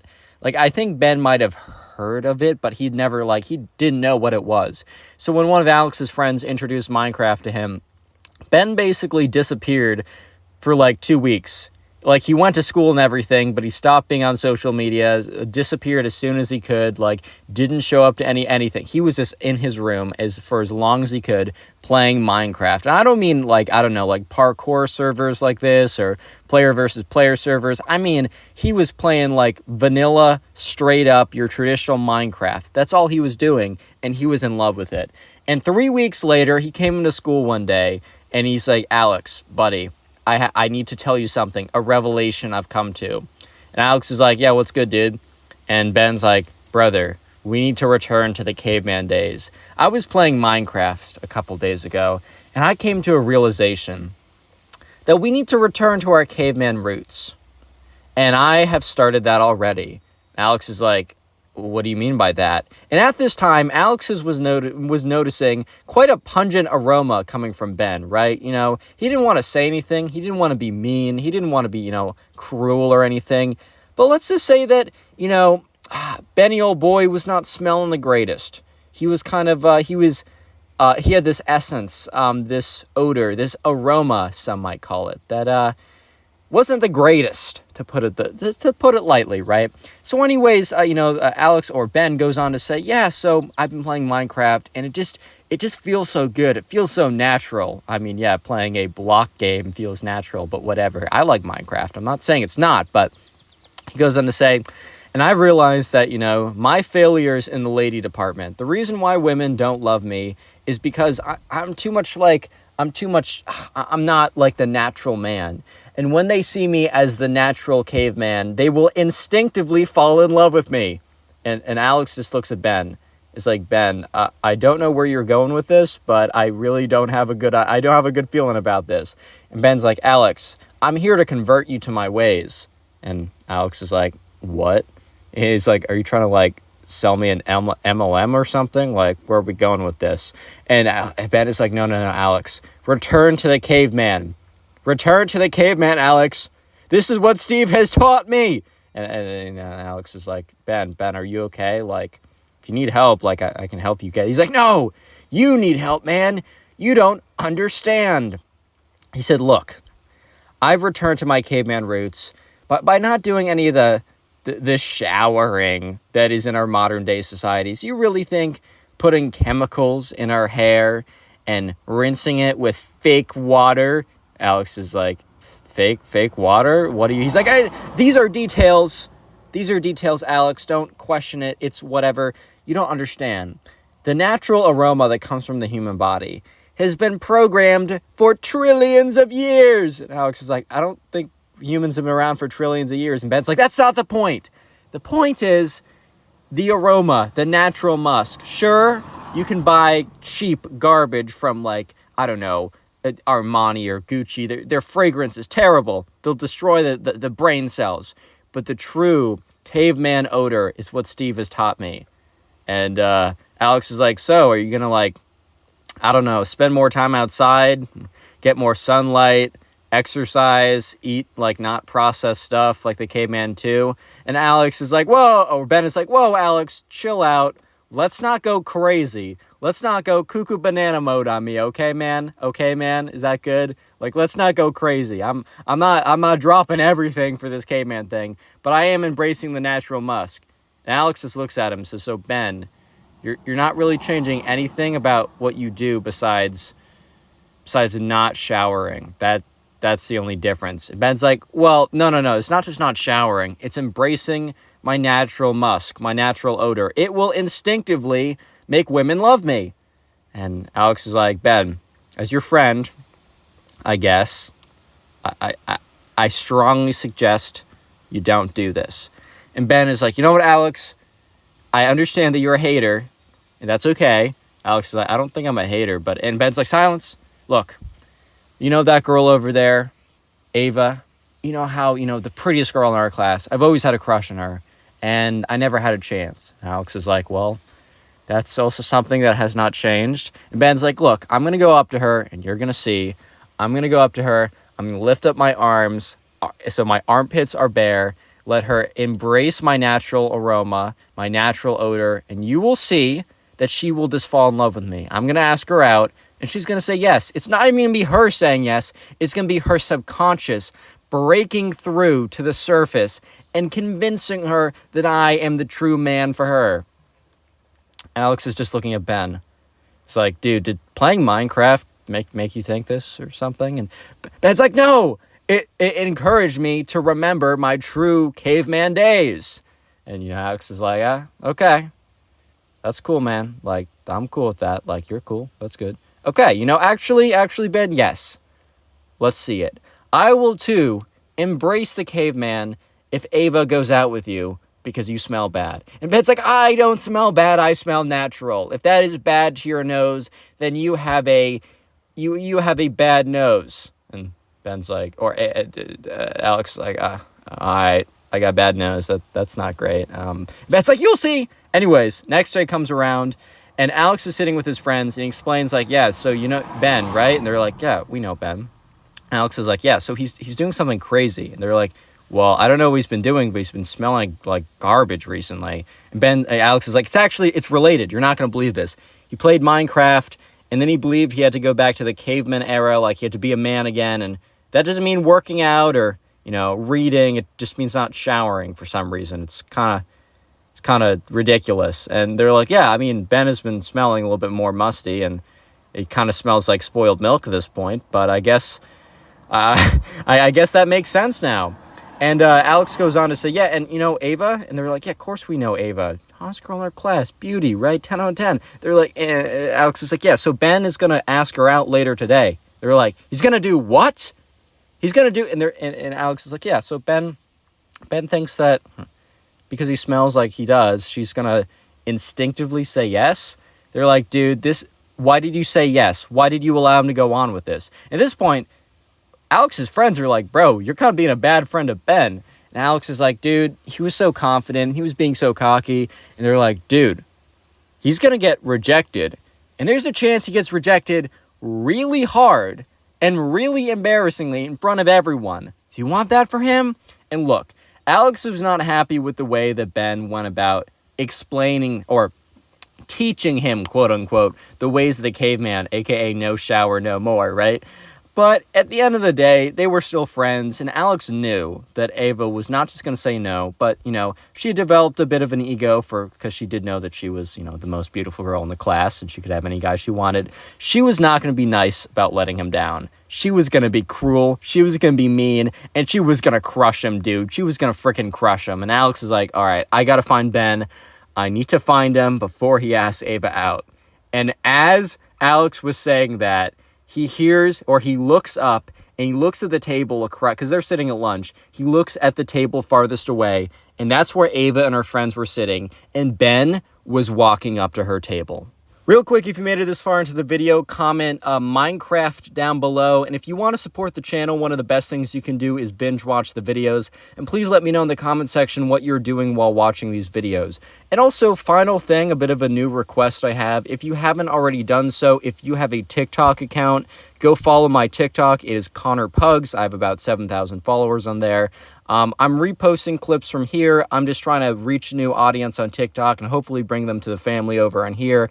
And if you could even just following me in there and occasionally watching my videos, basically no one watches them on there, and I need a little bit of traction from you guys to help them reach new people, and I really would appreciate it. Anyways, let's get back to the story before I bore you guys. And also, if you're going to buy some gamer sups or any of their stuff, wait about a week. I have a pretty cool surprise coming for you guys. But anyways, enough of teasing that. I can't say too much right now. Anyways, right, so Alex looks over and he notices that Ben is walking to Ava's table. And he's like, oh my God, no, this can't be happening. And he goes and he starts to walk over, and the people Alex was sitting with are like, Alex, go, he's gonna do it, don't let this happen. So Alex is basically sprinting over to the table, but he doesn't get there in time, and he kind of stops. He's like, no, I'm too late. So Ben goes up to Ava and goes, ahem, Ava? And Ava looks up and is like, yes? Oh my, the next part's the most ridiculous thing I've ever heard. Ben goes up to her and literally lifts up both of his arms. You know how, after you run and you're, really exhausted, you'll put your arms above your heads to, make it easier to breathe, right? Or you're told to do that or whatever, right? That's basically what he did. And you could see Ava's face. First you saw her nose kind of twitch as she was smelling what was going on. And then you saw her eyes water, her face crunch up. And you could almost hear it was a bad smell. It was not good. And Alex is like, oh no, oh my God, I'm partially responsible. Oh my God, I'm partially responsible, man. This is on me. Anyways, Ben goes on to say, so Ava, now that I've let your senses acclimate themselves, and if you have any primal urges, wink wink, that are coming up from the surface that are breaking through, would you like to go on a date? You know what, let's just skip that. Would you like to be my girlfriend? And Alex is in his head, he's like, no, Ben, no, no. And so sure enough, Ava's just looking at him, blinking. Not even responding, not laughing or anything. She's just blinking. Because she's just so dumbfounded by did this kid just straight up ask me out? Because remember, Ava and Ben, they're not friends. They're not dating each other. They're not close like that. What? And he also smells terrible. And Ben is like, if you don't know your answer yet, maybe you'll know it in a second. And Ben literally gets closer to her and, like, pushes his armpit in her face. And she's like, ew, get away from me. And kind of pushes him back. He's like, looks over at Alex. And Ben's like, yells over, don't worry, Alex. Don't worry. Give it a second. You'll see, man. You'll see. It's crazy. You're not going to believe it. She's going to fall in love with me. And Ava looks up. Fall in love with you? I don't know who you are. I don't know who you are. I just know that you're a guy who came over here and is smelling terrible and is pushing his stinky armpits in my face. No, I will not go out with you. And, like, at this point, everybody in the cafeteria has turned their heads. Everybody has turned their heads and is looking at this because it's a scene. It's a spectacle.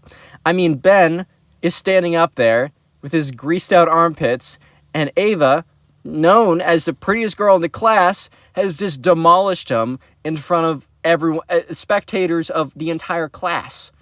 And at this point, there's an awkward silence because people have stopped speaking. Like, they've stopped speaking because they want to hear what's going on.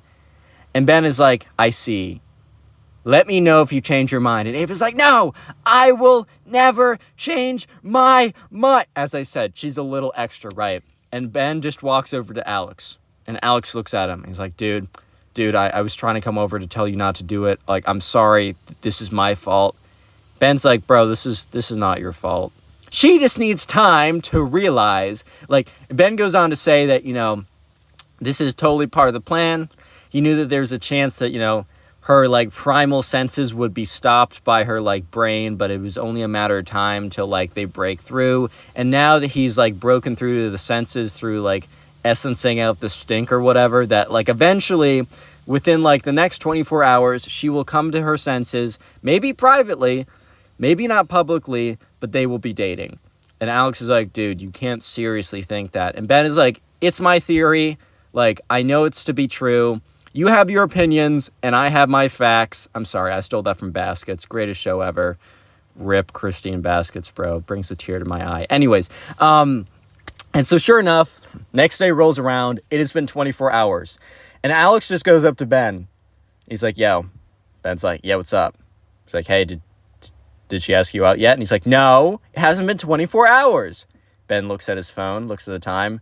He's like, dude, it's been like 22 hours. And Ben goes on to say, see, you're proving my points. Once again, my facts destroy your opinions. And Alex is like, okay, but, I mean, she hasn't asked you out yet. And 2 hours go by. Alex goes up to him, and Ben's like, dude, I don't want to talk about it. Alex is like, that's fine, man. Like, you don't have to prove anything to me. Like, I get it. Alex is like, dude, you're good. Don't worry about it. Just please go home and take a shower. And sure enough, Ben, while he actually continued to play Minecraft, no longer believed the whole caveman philosophy of you must smell like garbage for women to like you. And that was partially due to the fact that it doesn't work, and he has firsthand experience in why it doesn't work. And yeah, him and Ava did not ever date from that point on. It was a pretty bad first impression. By the way, that was a first impression practically. I think they knew of each other beforehand, but yeah. Moral of the story is, don't do that, guys. Click on the please. video on screen right now. I know you'll enjoy it. Just click it, do it. How's it going, everyone? Hope you're having a great day today, because today we have probably one of the most insane stories about a Minecraft kid to date. I mean, you do not want to miss this, so sit back, relax, subscribe to the channel if you are new, and let's call today's subscriber who submitted this story, let's call him Dave. So anyways, right, Dave was in the 3rd grade, and in the 3rd grade, like at this time, Minecraft was huge. I mean, Minecraft was really big now, but it was like really, really big back in like 2013, 2014. Dave is quite older, but this is a story from back in his childhood. So anyways, right, you know, one thing that was starting to get pretty big, 2015, 2016, I don't totally know exactly when the story happens, was something called, you know, Minecraft PvP, where basically people would fight each other in Minecraft. And there was this kid in Dave's class who we're going to call Ben, because of course we're going to call him Ben. So anyways, right, you know, Dave and Ben, you know, they weren't necessarily best friends, but they started to get to know each other because they both were really into the whole Minecraft player versus player battles. And so they would start to like play a little bit, you know, with each other after school. They would go on Minecraft servers and they would fight each other, and it was actually quite fun. So Dave and Ben started to become friends in class. And the thing is, though, Dave was not friends with Ben after what is about to happen, which is absolutely crazy, but you'll have to wait for that one, right? So anyways, right, you know, Dave and Ben, you know, they're talking at recess. So there's a swing set at this school's recess, at the school's playground. So Dave and Ben, they're both on the swings, and, you know, Ben is like, man, I don't know, I really don't like Miss Davenport. So Miss Davenport's going to be the name of their teacher for their math class. And Dave's like, dude, I know, she's the worst. And Ben's like, bro, like, I wish I could just, like, spend my entire day getting better at Minecraft PvP, like, learning how to, like, be better. But instead, I have to spend all this time learning my times tables, bro. I hate those. Little side note, I hated my times tables because I would be, like, timed to be, like, you have to do all these in 1 minute. I'm terrible under pressure. I did not like those. But anyways, Dave and Ben, you know, they were talking about how they really didn't like, you know, the math they had to do in their class, and how they thought that their teacher was, like, extra mean, even though Dave tells me in retrospect the teacher was actually super normal. Like, she was, like, honestly just trying to teach them the fundamentals of math that they would need for, like, the next 7 years of schooling. But at that time, Dave and Ben, the Minecraft kid, they just didn't get that. So Dave and Ben decided that, you know what, they were going to pull a prank on their teacher to somehow get more time to play Minecraft. So what they were going to do is they were going to find a way to bring their, like, computers into class and to play Minecraft, like, during class, so that they can, because, like, what they were thinking is Dave and Ben, the Minecraft kid, were like, you know what, I hate math. When am I actually going to use it? But you know what I'm using every day? My Minecraft player versus player battle skills. Oh yeah, baby. So yeah, basically they were thinking to themselves, like, we gotta practice in class because we're wasting all of our time doing math. This is ridiculous.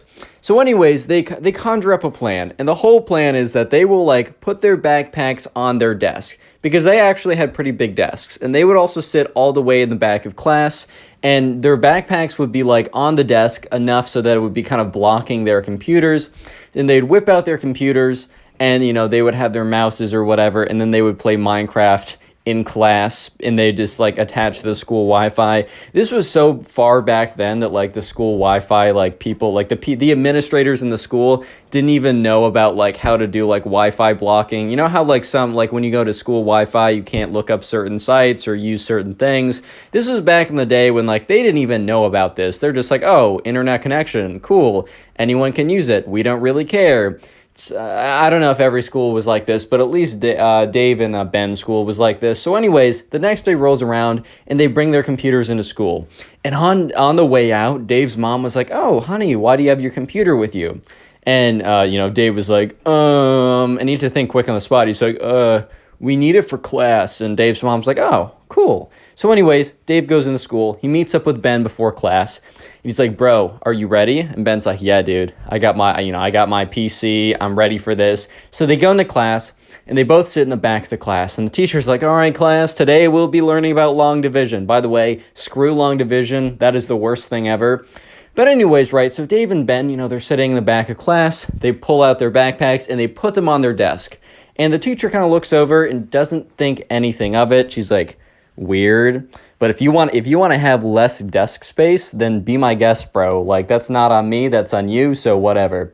And then Dave and Ben, you know, they pull out their computers, and then they pull out their mice, and they barely have enough room to fit everything on there. But barely is still it. You know, they still have enough room, even if it's barely enough room. So anyways, right, they get their laptops out, they connect to the Wi-Fi. They're in, they're like, all right, this is perfect. So they go on whatever player versus player Minecraft server where they can fight each other and other people. I don't know if it was Hypixel back in the day. I don't know if it was like a Bad Lion or whatever. I don't even know. I don't know the history that well. But they go on their server, right? And the thing about like Minecraft PvP, if you don't know, when you fight someone in Minecraft, you normally have like a sword. Normally, I mean, you can have like bow, rod, lava bucket. You can have a lot of stuff. But normally it's sword fighting, and for sword fighting, you need to click. And neither of these kids had auto clickers or anything like this. So they wanted to swing their sword. They needed to click. And the thing is, right, they didn't have some kind of like ghost mouse that makes no sounds when you click it, which I don't know even if that's a thing, because like, why would you want that? Except for this very specific situation, which doesn't come up often. Well, actually, I don't know, man. I mean, I'm not typically in class pretending to be like hiding behind like a backpack, secretly playing Minecraft, ignoring my math schools or my like math class or whatever. That doesn't normally happen. But anyways, right? So the thing is, for them to play, they need to be clicking. And remember, this class isn't super loud and rowdy, and no one else is on their computers, and no one else is clicking a mouse. So they don't even really think of this. They're just like, Dave and Ben are just so excited to the fact that they're able to play Minecraft during their math class that they legitimately just start, they get on the server and they go, actually, I have a mouse with me right now. They just start like going crazy, and they're clicking away and they're fighting people, and they're doing pretty well, right? So Dave is super focused right now. He's playing this kid who's actually pretty good, and they're really close. They're basically have the same number of hits, and he hears Ben whisper, Dave, Dave, Dave, Dave. And Dave's like, Ben, stop, I'm in the middle of a fight. And that's when the teacher says, then he hears his name again, but he hears Dave, and sure enough, it is Miss Davenport. And he looks up, and he immediately closes his computer. At this point, like, Ben is like, oh my God. And Dave is like, hi, Miss Davenport. How's it going, Miss Davenport? How's it going there? Haha, what's good? Miss Davenport, and sure enough, like, Miss Davenport's like, you two, you're coming with me. And they pack their bags, and they walk up to the principal's office, and they get in trouble because you're not supposed to be doing that in class. And, and the principal, ends up calling their parents. When Dave gets back, Dave's mom's like, you were playing Minecraft, you were playing, like, video games. I don't know if she knew if it was Minecraft exactly. So, you were playing video games in class. You're supposed to be paying attention. Like, this is foundational material for the rest of your, academic career. Like, you're going to be in college math class, and you're going to be thinking back, why didn't I pay attention to that long division? Bro, I've never done long division, like, since fourth grade, bro. Just a little tip. I mean, learn it because you need to pass, but I've never used that stuff again. Oh, my God. Anyways, though, Dave is not happy. And, Ben is also not happy. So the next day, while they did get in trouble, they still had their recess privileges. So they went out back to the swing set. And Ben was like, dude, Miss Davenport is the worst. And Dave's like, bro, 100%. She is the worst. Even though, like, in retrospect, Dave tells me that Miss Davenport was literally just doing her job, and that Dave back then and Ben, his friend, were just a bunch of dumb kids. But anyways, at the time, Dave and Ben were like, bro, she is the worst. We need to actually get back at her for what she did to us. And Dave's like, bro, what were you thinking? And Ben's like, you know what? Last night, I was just so angry that I was sitting there, and I was just trying to come up with something. I was trying to come up with an epic prank that would truly get her. So Dave and Ben end up doing something which you guys will hear in just a little bit. That is something that I have to do a little bit of a disclaimer. Do not do this. I have personally never done it, and I actually don't know anyone who's done this. And it's also pretty illegal, and it's a jerk move, and you should never do something like this. That's just my disclaimer coming from me, so I can freely tell the rest of the story. So anyways, on the swing set, Dave and Ben, since they live close to each other and they're allowed to kind of roam around, Ben's like, dude, I figured out exactly where Miss Davenport lives last night. And Dave's like, bro, what? And Ben's like, dude, Miss Davenport, she lives really close to us. Like, she lives like 5 minutes away. And Dave's like, bro, okay, what do you want me to do with this information? And Ben's like, dude, my mom just bought eggs. And she probably, so much stuff goes in her fridge, she won't notice if she loses some eggs, right? And Ben's like, or Dave's like, bro, Ben, I don't understand what you're trying to say. And that's when Ben says, you and me, tonight, we're going to go egg her house for what she did to us. Real quick, if you made it this far into the video, comment door down below. That's for the OGs of this channel. If you don't get it, that's all good. But if you've been around for a while, that probably brought you back. But anyways, if you made it this far into the video, comment door down below, D-O-O-R, or the thing that, like, you know, you enter a house with or a building with. I just want to see how many people make this far into the video. And also, if you want to support the channel, literally binge watch these videos, like sit down and watch a bunch of story videos in a row. It really helps me out more than you can ever imagine. And let me know in the comment section what you are doing while binge watching these videos. Are you playing video games? Are you doing some artwork? Are you going to sleep? Whatever you're doing, let me know. I'll heart it. And I'll even sometimes throw up your comments on screen. So here are some people. Here's a little bit of a shout out to these people. If you want a bit of a shout out in a future video, just comment how you're supporting the channel. And yeah, let's get back to it. So anyways, right, at this point, Dave and Ben, you know, they kind of commit to, you know, doing the thing that they're going to do. And after school, you know, they basically have a plan to tell their parents that they're going on a nighttime walk at like 8, and then they're going to meet up at a certain place. So anyways, it's like 7:55, and Dave's starting to get butterflies in his stomach. Like, this is really crazy. He's starting to feel really, like, weird about this, but he's like, you know what, screw it. I'm just going through with it. So it's 8 o'clock. He walks out there, and he meets up with his friend Ben, and sure enough, Ben has 4 eggs in his hand. So they're not going to, like, you know, they're not going to load up a Gatling gun with 1,000 eggs and completely, like, I don't know, they're not going to turn her house into an omelet or anything like that, but they're still going to egg the house, which, once again, disclaimer, do not ever do. It's not even, like, cool or anything like that. You're an idiot if you do it. Anyways, because you will get in trouble, dumbass. But anyways, Dave and Ben, they start walking over, and they're hiding the eggs, right? They walk over to where Miss Davenport's house is, and they sneak around over, and then they hide in the bushes, right? And Dave turns to Ben. He's like, dude, are you sure about this? And Ben's like, don't forget what she did to us. And with that, Dave gets a little angry. He takes one of the eggs. He's like, on 3. And then Ben takes one of his eggs. He's like, all right. And Dave's like, 3, 2, 1. And then 2 eggs splat. And then he's like, all right, we got to fire this one quickly. They take both of them again.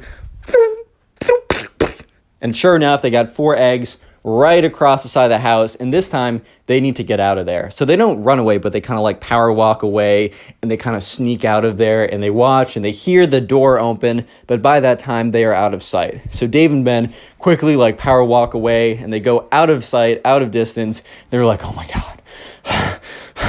Oh my God, that was crazy. They're like, we totally got her. And Dave is like, we totally got her. And Ben's like, I don't know. Dave's like, dude, we totally got her. Like, how could you want to get her more? And once again, Ben's like, I don't know, man. I don't know if that was enough. And Dave's like, well, that was enough for me. So sure enough, they go back home, they go to bed. You know, the next day they wake up and, they go to school and they're sitting and, once again, they go back to their swing set. And Dave is like, man, I don't know. I just don't feel satisfied with what happened. I feel like she deserves more. And at this point, Dave's like, bro, Ben, what do you mean? We got our house. We got her good. And Ben's just like, man, I don't know, Dave. Like, I just don't feel like we actually did get her good. I feel like there's still more that can be done. The wrong has not been righted.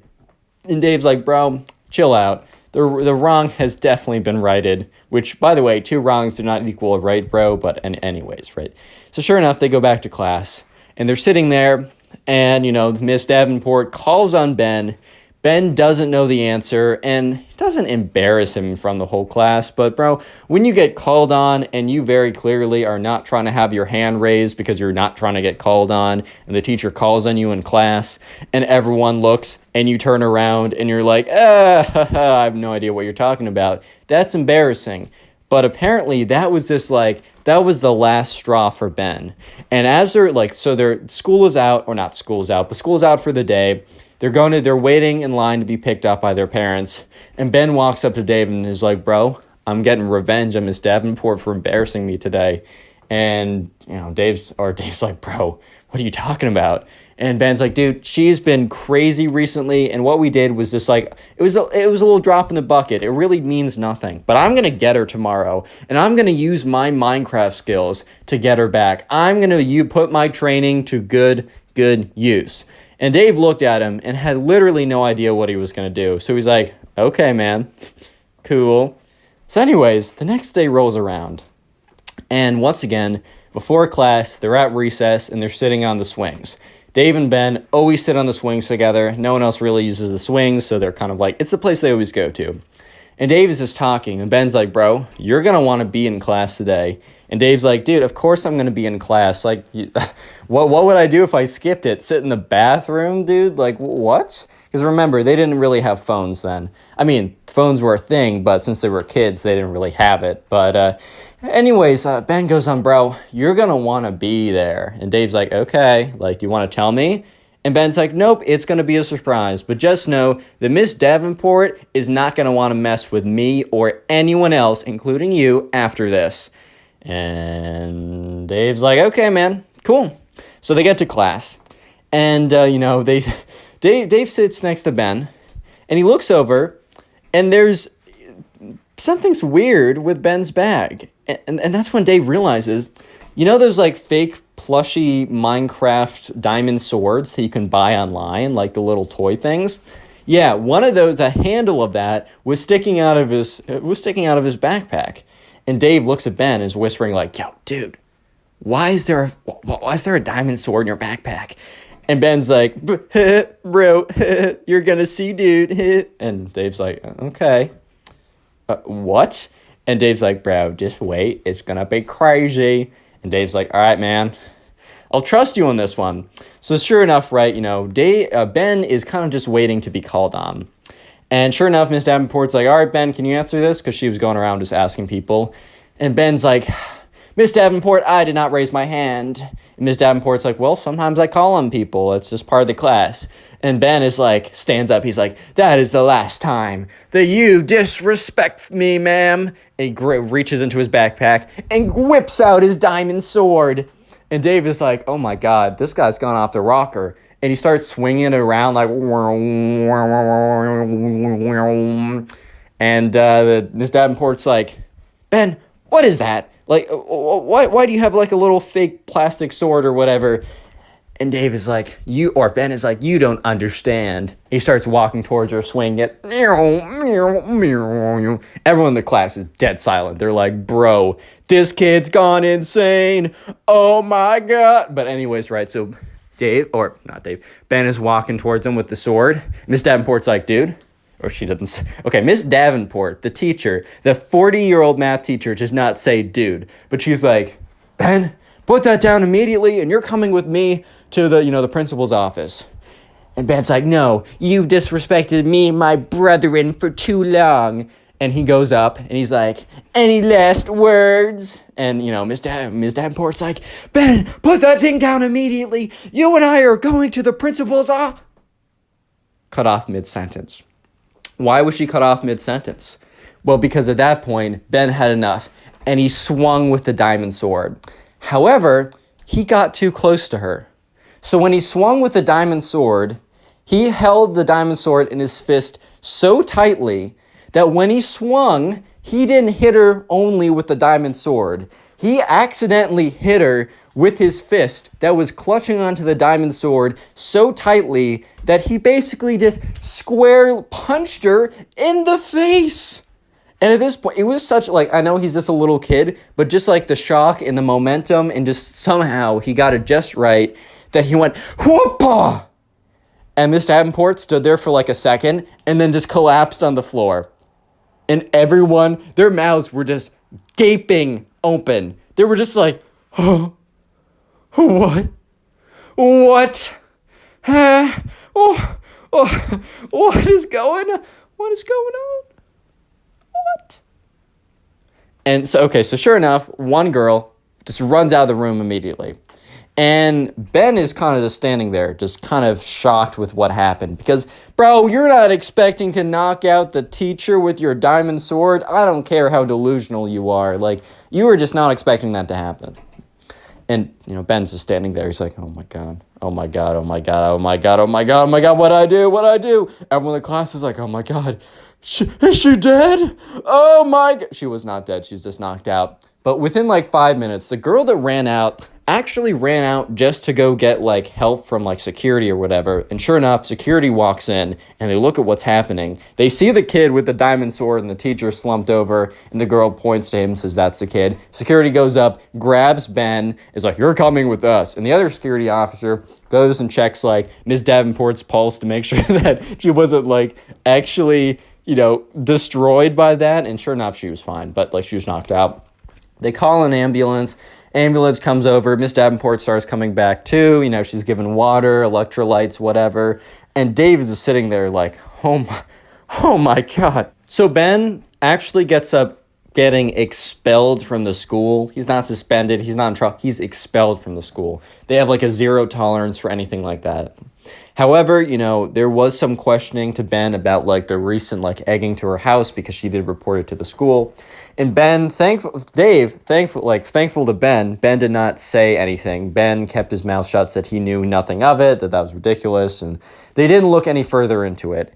And Ben and Dave never really spoke that much afterwards because Dave's mom like, I don't want you hanging out with Ben. He's a bad influence and all that kind of stuff. And to this day, Dave and Ben have not seen each other since. And Dave does not know where Ben is. Ben might be at some other school. Dave thinks that like the parents moved because he actually walked over to see like if Ben was at his house because he wanted to like to see how he was doing. And it was like a totally different family in that house when he went over. It was kind of weird, but whatever, right? And to this day, Dave has no idea what's happening, and it was probably the craziest story of his life. Today I get a story time of another one of these Minecraft kids deciding to fight back against his babysitter in a quite unconventional way, you might say. I mean, I bet you can read the title right now. So, yeah, with that being said, sit back, relax, subscribe if you haven't already, and let's call today's subscriber who submitted this story to me, let's call him Ryan. So, Ryan was friends with this kid who really liked Minecraft. So we're calling him the Minecraft Kid because that always works in the title, and you guys like the Minecraft Kid stories, and I like telling them. But anyways, right, Ryan was invited over to this kid who he didn't know that well, and we're just going to call him the Minecraft Kid. So anyways, right, Ryan was invited over to the Minecraft Kid's house to, well, play Minecraft with him. The idea was he was going to go over on a Friday night and play some Bed Wars with this kid. Honestly, sounds like a pretty sick Friday night, if you know what I mean. However, he didn't really know much about this kid, and he only kind of just started to know him because Ryan's mom and the Minecraft Kid's mom became friends like a couple months ago when they were both volunteering for something, or maybe they just met. I don't know why, but Ryan's mom and the Minecraft Kid's mom became friends, and for that reason, Ryan's mom's like, oh, I have a son about your son's age, they should totally hang out. And since Ryan knew nothing about the Minecraft Kid, at their first interaction, which wasn't like a sleepover playdate type thing, he was like, so what do you like to do? And he's like, I like to play Minecraft. He's like, cool, do you like to play Bed Wars? And he's like, yeah, it's my favorite game. So they bonded over it. So anyways, Ryan was heading over to the Minecraft Kid's house. And Ryan's mom told him, hey, just so you know, the Minecraft Kid's mom is not going to be there. She's going to be out for something. However, they hired a babysitter, and the Minecraft Kid's mom should be back by like 10 or 11. And Ryan was like, all right, that's totally fine. I don't really care. It's not like we would have been hanging out with the Minecraft Kid's mom and having her play in our Bed Wars trios or something, man. So it's fine. So Ryan gets over to the Minecraft Kid's house, and when he gets there, no one greets him at the door. He kind of stands there for a second, and he knocks on it, and he stands there for like a little more time, and he hears noises coming from upstairs. And it's a 2-story house, and there's a window right above him, and the window is open, and he can hear noises. And you know what noises he hears? He hears block placing noises. He hears golden apple eating noises. He hears bed break noises. He's like, wait a minute. Bro, the Minecraft Kid is playing Bed Wars right now. And, Ryan was thinking that he would have yelled up to the Minecraft kid, but the door eventually opened, and presumably the babysitter, or who we thought the babysitter was, which, no, was the babysitter. That isn't like the big secret of the story, but the babysitter comes and, opens the door and says, hey, so sorry, Minecraft kid's upstairs. I'm, making dinner right now for you guys. It'll be ready in like 30 minutes, so make sure you're not in the middle of the game in like half an hour. And Ryan's like, all right, that sounds pretty cool. So he goes up the stairs, he opens the door, and the Minecraft kid's like, what's good, bro? I'm in the middle of a game. Get your like laptop out and set your stuff up, and we'll go into like doubles in just a second. And so sure enough, and by the way, guys, Bed Wars it's a Minecraft game where you can like, it's fun. You should go look it up and play it maybe. But just for context, it's a video game on Minecraft. But anyways, right, so he sets up his gaming setup or whatever. He gets that all ready. And yeah, sure enough, the Minecraft kid eventually wins his game. Great work, Minecraft kid.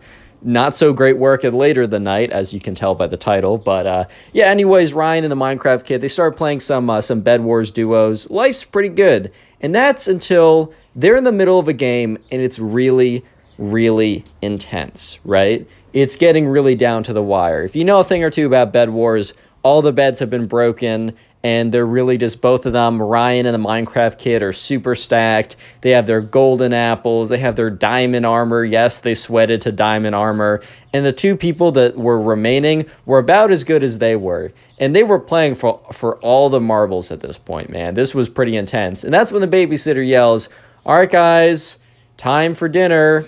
And the Minecraft kid's like, well, 1 second. Yells down that, and Ryan and the Minecraft kid are like, all right, how are we gonna do this? Do we go in? Do we wait? And the Minecraft kid is a big fan of like camping, which in a video game, when you're camping, that basically just means that like you're staying on defensive ground and you're waiting for the opponent to come to you, which in Bed Wars, if you're super, super stacked, that can kind of give you the advantage because you can always drop golems. You got hometown advantage if you have the regen thing. Camping is an okay strategy, super late game, but that also means that the game's going to be a long time. And Ryan says to the Minecraft kid, hey man, do you think we should like be aggressive and we should be the one attacking them? Because like, our food is like, dinner is ready. Do you think we should just go do that for the sake of doing that? Just so we can, and we'll play another game when we come back. And the Minecraft kid's like, no, like I know that we'll win. Like we have prot 4 diamond, they don't. But if we go to them, there's a chance that they knock us off, we fall while going, they fireball us over. It's just a lot more dangerous to go over. He said, we're staying here. And Ryan, who doesn't really care, he's like, all right, man, sure, we'll stay here. And then, a minute later, the babysitter says, guys, you don't want dinner to get cold? The Minecraft kid's like, 1 second. Which it wasn't going to be a second. Like, it was going to be probably like 5-10 minutes on average remaining of the game. And Ryan and the Minecraft kid were waiting it out. And the thing was, the other team was camping too, which basically means that they were both just collecting gear and such, and they weren't attacking each other. So then the babysitter was, yelled up again, like, guys, like, come on, like, I made you something. Like, I told you not to be in the middle of a game. And he's like, once again, the Minecraft kid, instead of saying, hey, I'm so sorry, can we be down there in 5 to 10 minutes? Like, I apologize. He's like, 1 second. He just keeps yelling down 1 second. And the babysitter kind of did something that she probably shouldn't have. Like, it just wasn't that deep, but I think the babysitter was kind of getting mad that, they just were refusing to come down when, she was sweating out some good food or whatever. So the babysitter, what she does is she goes to the Wi-Fi router, and yes, you can probably already guess, unplugs it and replugs it, which basically, if your Wi-Fi, at least in my case, whenever my Wi-Fi is super slow or just kind of sucks, I go to the Wi-Fi router or whatever. I go what am I saying? I go to the Wi-Fi router, and I think I combined router and modem. My fault. I go to my Wi-Fi router or box, unplug it, replug it. Wi-Fi's down for like 5 minutes, but then it comes back nice and fresh and clean. However, the Wi-Fi goes down. So basically, right, Ryan and the Minecraft kid are in the middle of a match, and like they start to go to like buy something from the store, and Ryan's clicking on it, but it's not registering it. And Ryan's like, dude, I think I'm disconnecting. And at this point, right, if you disconnect, you lose. And the Minecraft kid's like, no, it's not working. Why can't I place blocks? Why are things not registering? And then both at the same time, they get a message, like, not kicked, but like it disconnects from Hypixel, like no connection. And the Minecraft kid's like, no, starts slamming his fist. And Ryan, who doesn't really care, and looks at the Minecraft kid, and the Minecraft kid was like, I was on a 99 win streak. I won 99 games in a row. I was going to go to 100. I've been recording the whole thing. I was going to clip it and post it on YouTube, man. I was about to get 100. Basically, he was pretty upset. So Ryan and the Minecraft kid, Ryan just looks at the Minecraft kid and be like, all right, man, I'm so sorry. Like, we'll grind it out tonight. We'll get you back to at least halfway, which was a lie. They were not going to play, nevertheless, win 50 games in a row. But, you know, Ryan's just trying to calm the air. And he's like, yeah, man, don't worry. We'll get back to it. So they walk down, and the babysitter is waiting there. And she's like, guys, like, I asked you to come down. If you weren't going to come down, you should have at least told me. I would have put it back in the stove. Now the food is cold. It really took me, you know, turning off the Wi-Fi to get you guys to come down.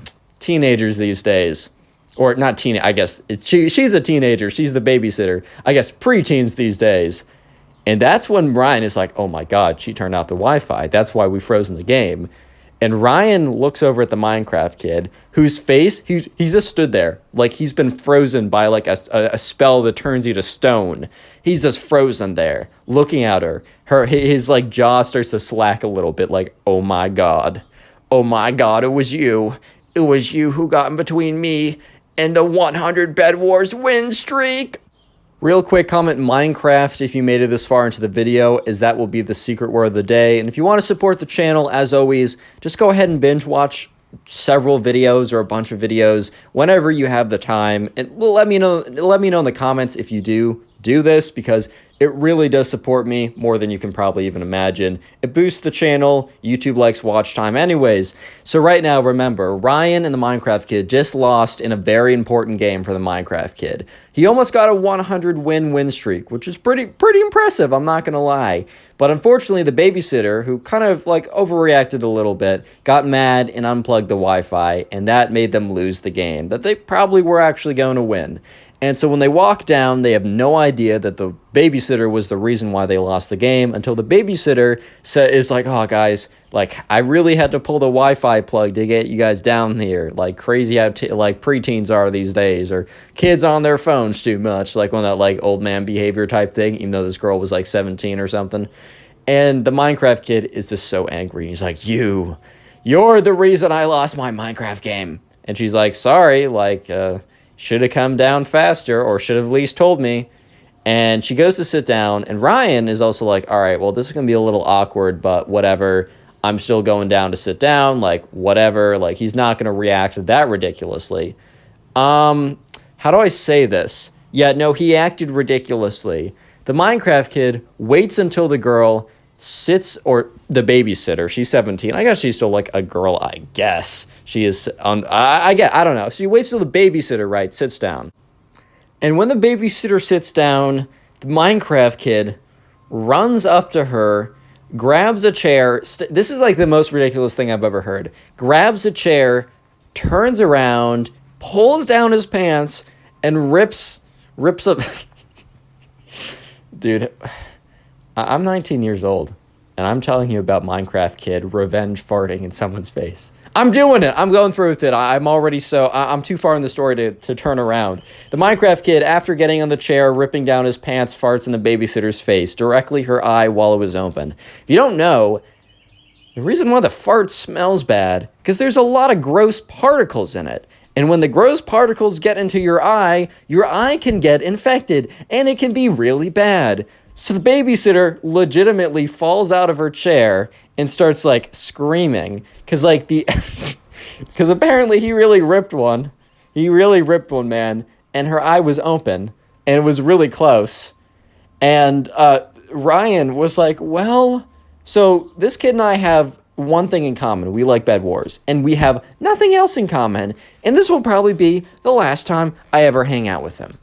And, yeah, so the babysitter's like, what did you do? Why would you do that? Like, that's so ridiculous and disgusting. Like, my eye, it burns.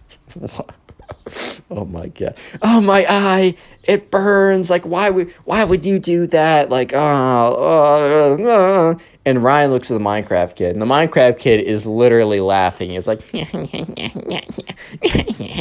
and Ryan's like, "Oh my god, this kid's is because the thing was Ryan's thinking to himself, dude, this kid must do this all the time because, like, you're not just going to think to yourself, wow, I'm so angry at this person. Let me wait until they sit down, grab a chair, stand on it, turn around, pull down my pants, and fart directly point blank into their face.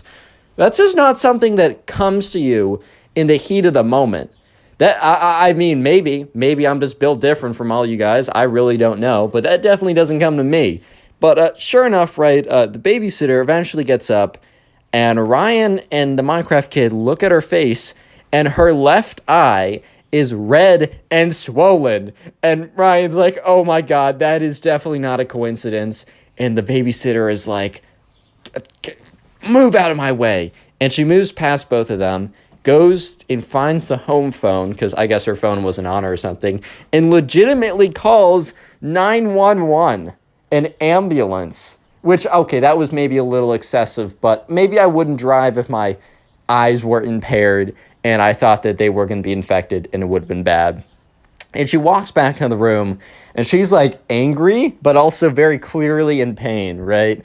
And she's like, her hand is over her eye and she's like, you, like, why would you do that? The Minecraft kid's like, well, I was actually on a 99 win streak and you pulled the plug and I lost my 99 wins. She's like, and you projectiled all your stuff out of your butt. Oh god. How can I have a straight face and tell the story? Anyway, she's like, and you probably gave me a raging infection. My eye burns. Like, if I lose sight, I'm suing your She was getting mad. And eventually, right, the ambulance does come. She explains the ridiculousness of the situation. The guy, she sits in the ambulance, drives to the hospital. They check her out or whatever. But remember, this is from Ryan's perspective, so we don't exactly know what the doctor says. Ryan's mom, who got really invested in the situation afterwards, said that, like, the doctor's, like, her eye is fine now, but the doctor said that, like, it really could have gone south if she didn't go there, like, immediately, which is insane. So anyways, right, Ryan and the Minecraft kid are legitimately just in this house alone, and that's when the Minecraft kid's mom comes back early, super angry and upset, because the babysitter sent a message to, his mom explaining everything and why that she had to leave the premises immediately. So the Minecraft kid's mom had to leave whatever she was doing to come back, and she was like, walks in, she's like, you, turns to the Minecraft kid, like, you did it, you pulled a face fart on someone again. We've already talked about this. And Ryan, who is still there, he's already texted his mom to come pick him up, is just like, again? I mean, he had a sneaking suspicion that this was not a first-time thing. As I said, in the heat of the moment, you don't think to, use your butt as a weapon. But he's like, again? This is a thing? And the Minecraft kid's like, but Mom, I was on a 99 Bed Wars win streak. And she's like, that's enough. No more Bed Wars for you forever. And my kid's like, man, no, Mom, I promise I won't fart in anyone else's face again. What am I doing with my life? Anyways, right, so Ryan's mom comes, and Ryan's mom's like, hey, so sorry, things were weird today. Like, I'm just gonna pick Ryan up. Thank you so much for having him over. Ryan, come with me now. And, Ryan walks over and goes in the back seat of the car, and Ryan's mom is like, so, do you want to elaborate on, I need to pick you up right now. My friend farted in the babysitter's eye, and now she's at the hospital. And Ryan did elaborate. And it really didn't add any clarity to the situation. In fact, Ryan's mom just became more Click on the confused. video on screen right now. I know you'll enjoy it. Just click it. Do it. Today, I got a pretty crazy story for you guys. It's about a Minecraft kid that gets so angry and jealous of the subscriber that he actually smashes his computer in front of everyone to get quote-unquote revenge. Don't worry, karma does get him. But anyway, subscribe if you're new, and let's just jump right into this. So we're going to call today's subscriber who submitted the story Brendan. By the way, if the gameplay for Bed Wars really sucks in the background, I recorded it a month ago. I'm pretty better now. But anyways, we're calling this guy Brendan who submitted this story. So anyways, Brendan, was in class or was in the same grade as this kid who we're going to call the Minecraft kid, because his entire identity was kind of like around being super great at Minecraft, player versus player battles. He was known as the one who was so great. So anyways, right, people just called him Minecraft kid. But anyways, there's also a girl who we're going to call Haley, because that may or may not be the girl I'm trying to marry in Stardew Valley right now. I gave her the bouquet. I'm winning, guys. Anyway, great game, by the way. I should stop getting distracted. Watch time will be bad. Anyways, there's this girl who we're going to call Haley, and both Brendan and the Minecraft kid had an interest in her. The difference was Brendan actually talked to her. Little pro tip for getting the ladies from the Connor Pugs YouTube channel. #1 dating advice YouTube channel on all of YouTube and the internet. If you want to get to know them, talk to them. Yes, believe it or not. Wow. But anyways, right, Brendan actually talked to Haley, and they were getting along pretty well, and the Minecraft kid literally never did. The Minecraft kid thought that his magical and powerful skills at Minecraft would literally just be so great and so wonderful and so enticing to the women, right, that he wouldn't have to talk to Haley to make her fall in love with him. She would just see his epic PvP Bed Wars abilities, and she would be like, "Oh my God, I'm not throwing in that joke. Never mind. I got a family-friendly audience on here. I forgot." Anyways, right, so the Minecraft kid was aware that Brendan was probably also trying to go for Haley because Brendan was talking to her all the time. The word on the street was that, Brendan and Haley, oh my God, they're going to be a thing soon, dude. They're in 6th grade. Like, that's how it goes. Oh my God, are they going to get to 5th base, aka holding hands? Oh my God. Anyways, right, so the Minecraft kid comes up to Brendan one day. And remember, Brendan and the Minecraft kid aren't necessarily boys. In fact, they don't even know each other that well. But the Minecraft kid is like, "So, I see that you're trying to court Haley." And in Brendan's mind, he's like, "Bro, this is 20 whatever, right? I think this story was a little old. I'm not sure. I actually don't know when this story happened. It was submitted to me on my Instagram. You can go follow it. You should go follow it." Anyways, Brendan's thinking to himself, did this guy just say court like it's literally the 21st century? Are you serious? And then the Minecraft kid goes on to say, I offer you like a quest, or I ask you that we duel in Minecraft to decide who will get Haley's hand in dating. And Brendan was kind of just like, in his head, he's like, all right, well, first of all, I'm not dating her.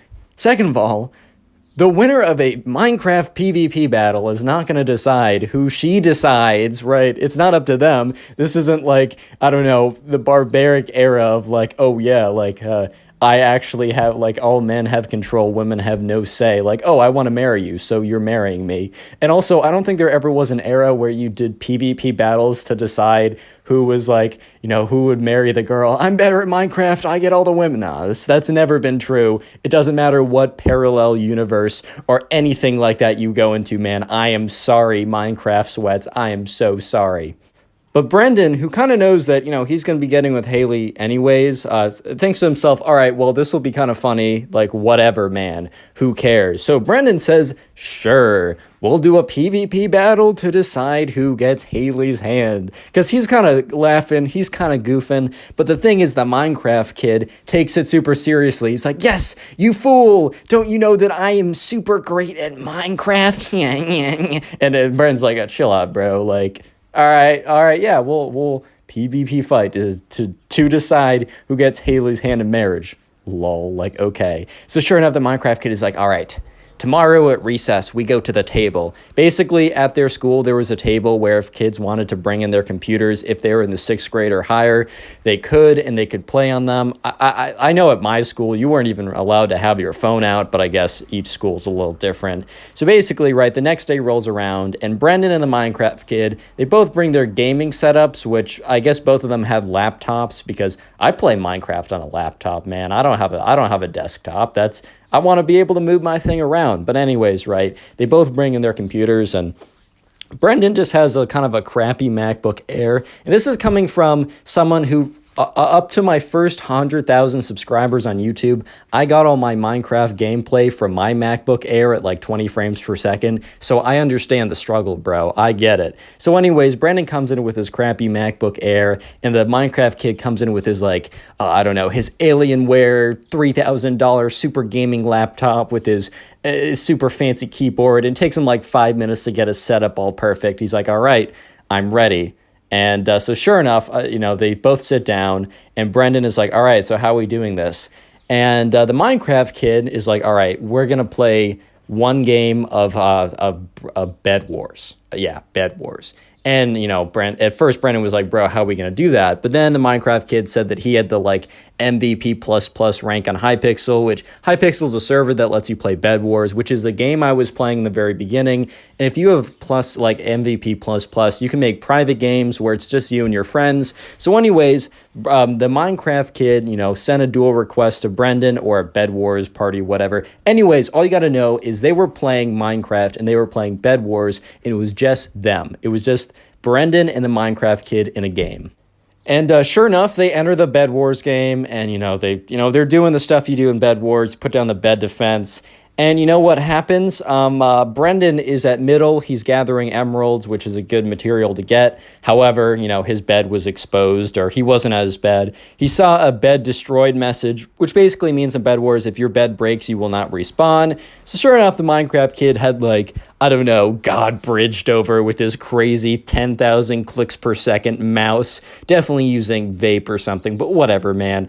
And so sure enough, the Minecraft kid comes to middle, and Brendan and him, they show down for a PvP fight. They're going to decide who gets Haley, even though Brendan knows that one, he's not good at Minecraft, and the Minecraft kid is, and two, this will not decide who gets Haley. This is hilarious. He just did it because it's funny, lol. So anyways, they enter their PvP battle, and they go in, and Brendan loses because he is just simply worse. And the Minecraft kid, after, hitting, Brendan enough times with his sword that he dies, is like, yes, Haley is mine. And everyone because remember, it's recess time, because dude, they had like, I don't know if it's called recess, but they had like a break period. So everyone was kind of around there, and a bunch of kids turn around and are kind of like, what? Huh? Are you okay, sir? And sure enough, the Minecraft kid is like, you fool, you should never have dueled me for Haley's hand in dating in Minecraft. You should have known by my reputation that I would have absolutely slapped you. And Brendan looks at him with this face of like, yeah, man. That sucks. Wow. That is just too bad. This kind of reminds me of the first season of Parks and Rec, if you saw that, where this isn't really a spoiler, but Andy really wants to get his girlfriend back, so he like offers like a pool game with this guy named Mark, who disappears after season 1. I don't know, maybe the actor wanted to do something else, and he's kind of like, oh yeah, I'll bet Anne, the girlfriend of Mark at the time, on this pool game, and Andy wins. He's like, yes, she's mine, but reality kind of kicks in, and he's like, wait. Huh? But I won her fair and square. Same thing here. So the Minecraft kid is still like, I don't know, Fortnite doing the little dances, doing the L dance, doing the little other cringe stuff. He's like, Haley is mine. I didn't even have to talk to her, and she's gonna be my girlfriend. I'm gonna go to 10th base and hold her hand. and Brendan at this point is like really trying to hold back a smile. He's like, all right, this is so funny, dude. Don't blow it. Don't make it apparent. And he's like, yeah, man, you totally, oh man, I can't do this. You totally won. I can't do this, man. He's really trying to do it. He's like, yeah, you totally won Haley's hand in dating because you beat me in Minecraft. Yep, that's totally what happened. Holding back the laughter, holding back the tears at this point. And sure enough, right, Brendan's like, all right, man, go ahead.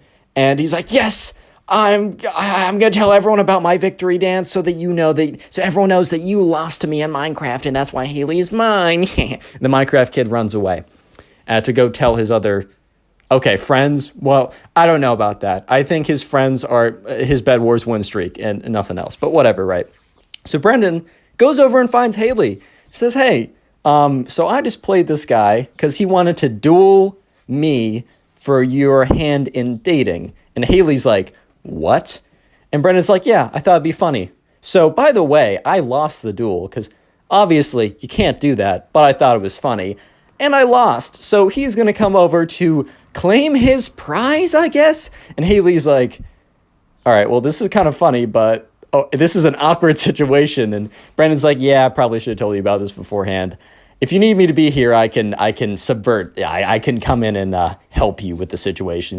She's like, all right, well, thanks for giving me context, I guess. So sure enough, a little while later, the Minecraft kid comes around and he finds Haley. And he comes up to her and he says, so, Haley, did you hear the news? This might be the first time the Minecraft kid ever spoke to Haley in his life. He was too busy sweating at Minecraft to even bother with the ladies. They'll come to me, man. I got a Bed Wars win streak.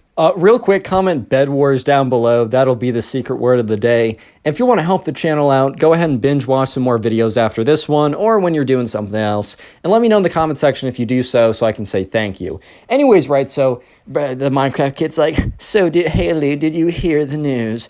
And she's like, well, I was told that you and Brendan had a little Minecraft video game session and that you won and that you now think that I'm your girlfriend. And the Minecraft kid's like, that is exactly what happened. You're so observant. You'll be a great girlfriend. And Haley's like, dude, like, that's not how it works. And the Minecraft kid's like, we had an agreement. And Haley's like, yeah, well, I wasn't part of that agreement. Do you think Brendan or you have the right to me as a girlfriend? And this is when the Minecraft kid starting to piece together that his offer to duel Brendan made literally no sense. He's like, oh, well, so when we were playing, Minecraft, I beat Brendan. Do you want to be my girl? And then eventually, like, Minecraft kid starts to realize, dude, he messed up, bro. He messed up big time. And he's like, wait, did Brendan, wait, who told you? And, at this point, Haley was like, yeah, so Brendan told me about this. And then the Minecraft kid's like, so Brendan knew the whole time that this wasn't going to work? And Haley's like, yeah, well, anyone who is logical, middle, just gets cut off. The Minecraft kid sprints away. And Brendan walks up to Haley and is like, so, is that terrible? And Haley's like, well, he's pretty mad at you, and he ran away, so I don't know what he's cooking up. And that's when that's when Brendan and Haley and everyone else in the room heard a noise. The noise was something being thrown on the ground, smashing and flying into a million pieces. And that's when Brendan walks out and Haley walks out too. Basically, everyone walks out and they see the Minecraft kid standing above a pile of disk computer parts. And that's when, at first, Brendan thinks, oh my God, he smashed his computer out of rage. But Brendan looked at the table to see that the Minecraft kid's computer was